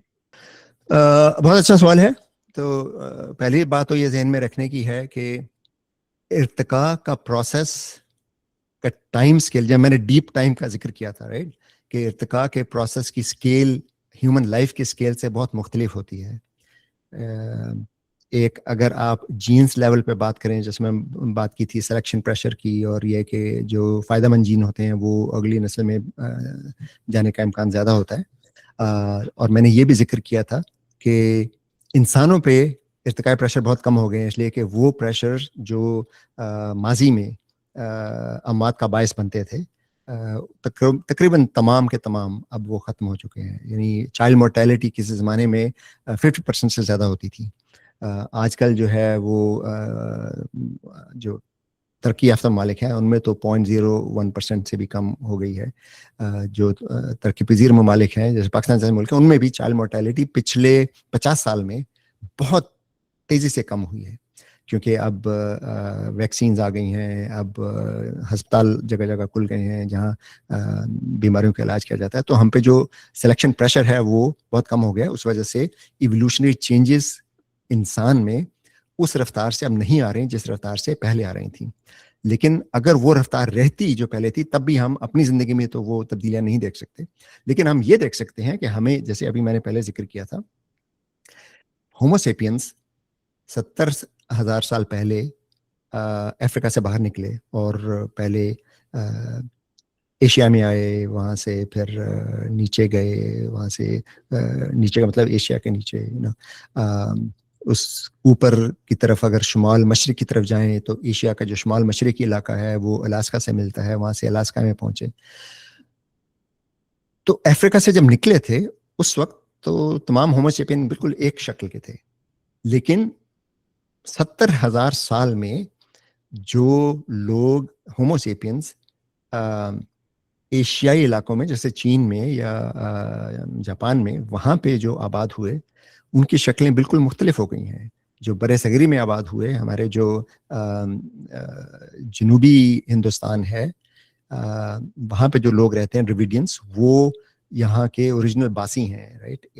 Aryans جو آئے تھے باہر سے وہ تو کافی دیر بعد میں آئے تھے, وہ تو یعنی انسانی تاریخ کا ایک قصہ ہے, لیکن انسانی تاریخ سے بہت پہلے جو یہاں کے لوگ موجود تھے وہ تھے جو اب ساؤتھ انڈیا میں رہتے ہیں, جن ڈریویڈینس کہتے ہیں. تو ان کی شکلیں بالکل مختلف ہیں. چائنا میں جو لوگ رہتے ہیں ان کی شکلیں بالکل مختلف ہیں. یورپ میں جو رہتے ہیں ہزاروں سالوں سے ان کی شکلیں بہت مختلف ہیں. تو یہ سب کے سب ان کے اجداد افریقہ سے آئے تھے, لیکن ان کی شکلیں مختلف کیوں ہیں اب؟ اس لیے کہ مقامی حالات کی وجہ سے جو مقامی سلیکشن پریشرز تھے ان کی وجہ سے ان میں جین فریکوینسی میں تبدیلیاں آئیں. اور یورپ میں چونکہ دھوپ بہت کم ہوتی ہے, اس لیے سیاہ رنگ جو کہ دھوپ کو روک دیتا ہے وہ زیادہ فائدہ مند نہیں تھا. افریقہ میں دھوپ بہت زیادہ ہوتی ہے, اس لیے سیاہ رنگ فائدہ مند تھا کیونکہ وہ الٹرا وائلٹ ریز کو روک دیتا ہے اور وہ میوٹیشنز نہیں کر پاتی. تو یورپ میں جو لوگ سیاہ فام تھے وہ بہت شدید ارتقائی پریشر میں تھے کہ وہاں پہ چونکہ دھوپ بہت کم ہوتی ہے, ان کے جسم میں وٹامن ڈی نہیں بنتی تھی جو دھوپ سے بنتی ہے, اس وجہ سے بہت بیماریوں کا شکار ہو رہے تھے. لیکن کسی میوٹیشن کی وجہ سے کچھ لوگ جن کی سکن کی رنگت قدرے کم سیاہ تھی وہ زیادہ کامیاب رہے.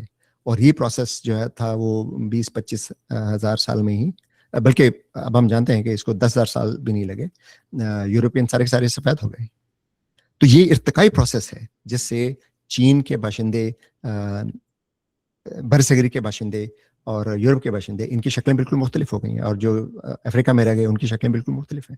تو یہ ہم دیکھ رہے ہیں, یہ ہمارے سامنے ہے. یہ آج کل بھی ارتقائی تبدیلیاں ہو رہی ہیں, لیکن وہ تبدیلیاں چونکہ اس اسکیل پہ ہیں کہ ہمیں ایک لائف ٹائم میں ہمیں نظر نہیں آتی, اس لیے ہم انہیں نہیں دیکھ سکتے. لیکن جینز میں اب ہم جینیٹک ٹیکنالوجی کی وجہ سے اب ہم یہ دیکھ سکتے ہیں کہ جین فریکوینسیز انسانوں میں بھی چینج ہو رہی ہیں, تبدیل ہو رئی ہیں. اس کی مثالیں اگر آپ چاہیں میں دے سکتا ہوں, لیکن وہ بات لمبی ہو جائے گی. آپ خود یہ سرچ کیجئے کہ انسان میں جینیاتی تبدیلیاں کیا ہو رہی ہیں جو جین لیول پہ اب ہم دیکھ سکتے ہیں. جی, اگلا سوال جو حافظ محمد صاحب کے, اور یہ آج کا ہمارا آخری سوال ہوگا. What evolutionary pressures are still acting on humans today and how might they shape us in the future? جی, تو یہ میں نے پہلے جیسے عرض کیا تھا ابھی کہ انسانوں پر ورچولی اب کوئی ارتقائی پریشر نہیں ہے. یعنی ہمارا جو اخلاقی نظام ہے انسانوں کا وہ یہ ہے کہ ہر بچے کو زندہ رہنے کا حق ہے, اور کوشش کی جاتی ہے جہاں تک انسانوں سے ممکن ہوتا ہے, کوشش کی جاتی ہے کہ ہر بچے کو بچایا جائے. اور وہ کوشش جس میں بچے کو دوائیں دی جاتی ہیں, اگر کوئی انفیکشن ہو جائے تو وہ اینٹی بایوٹک دی جاتی ہے, اگر کوئی وائرل انفیکشن ہو تو وائرل انفیکشن سے بچانے کے لیے ان کو پہلے ہی ویکسین دی جاتی ہیں جس سے ان کے جسم میں اس وائرس کے خلاف مزاحمت پیدا ہو جاتی ہے. اس کے علاوہ چھوٹی چھوٹی بیماریاں جو ہیں ان کا علاج ہم کرتے ہیں, تو کوشش یہ ہوتی ہے کہ ہر بچے کو زندہ رکھا جائے. تو یعنی ہم انسانی ذہانت کی وجہ سے اب تمام کے تمام سلیکشن پریشرز کو کم و بیش ختم کر چکے ہیں. تو اب انسان پہ کوئی ایسا ارتقائی پریشر نہیں ہے. تو انسان میں جو تبدیلی ہوگی وہ جینیٹک ڈرفٹ کی وجہ سے ہوگی, اگر ہوگی مستقبل میں, وہ کسی سلیکشن پریشر کی وجہ سے نہیں ہوگی, رائٹ. کم از کم آج کل کا جو ماحول ہے اس میں ہم یہ کہہ سکتے ہیں. آئندہ کیا ہوگا, اگر ہو سکتا ہے کہ اگر ہم ورسٹ کیس سیناریو لیں تو گلوبل وارمنگ اتنی زیادہ ہو جاتی ہے کہ دنیا کی بیشتر آبادی مر جاتی ہے, تب یہ سلیکشن پریشر پیدا ہوں گے کہ وہی لوگ زندہ رہ پائیں گے جو ماحول کی تبدیلی کو برداشت کر سکیں. لیکن آج ابھی تک ایسا کوئی سلیکشن پریشر نہیں ہے, کیونکہ اب ہم گھروں میں رہتے ہیں, گھروں میں اکثر گھروں میں کم از کم گرمی سردی سے بچانے کا کوئی نہ کوئی تھوڑا بہت انتظام ہوتا ہے. سردیوں میں ہم ہیٹر لگا لیتے ہیں, گرمیوں میں پنکھا لگا لیتے ہیں, کچھ جو افورڈ کر سکتے ہیں وہ اے سی لگا لیتے ہیں, رائٹ. گھر کا جو کھانا ہے وہ اب ہم ریفریجریٹر میں رکھتے ہیں, جو کھانا خراب نہیں ہوتا تو ہم کھانا 2-3 دن کھا سکتے ہیں, کھانے میں بیکٹیریا نہیں آتے, اس وجہ سے ہم بیمار نہیں ہوتے اب.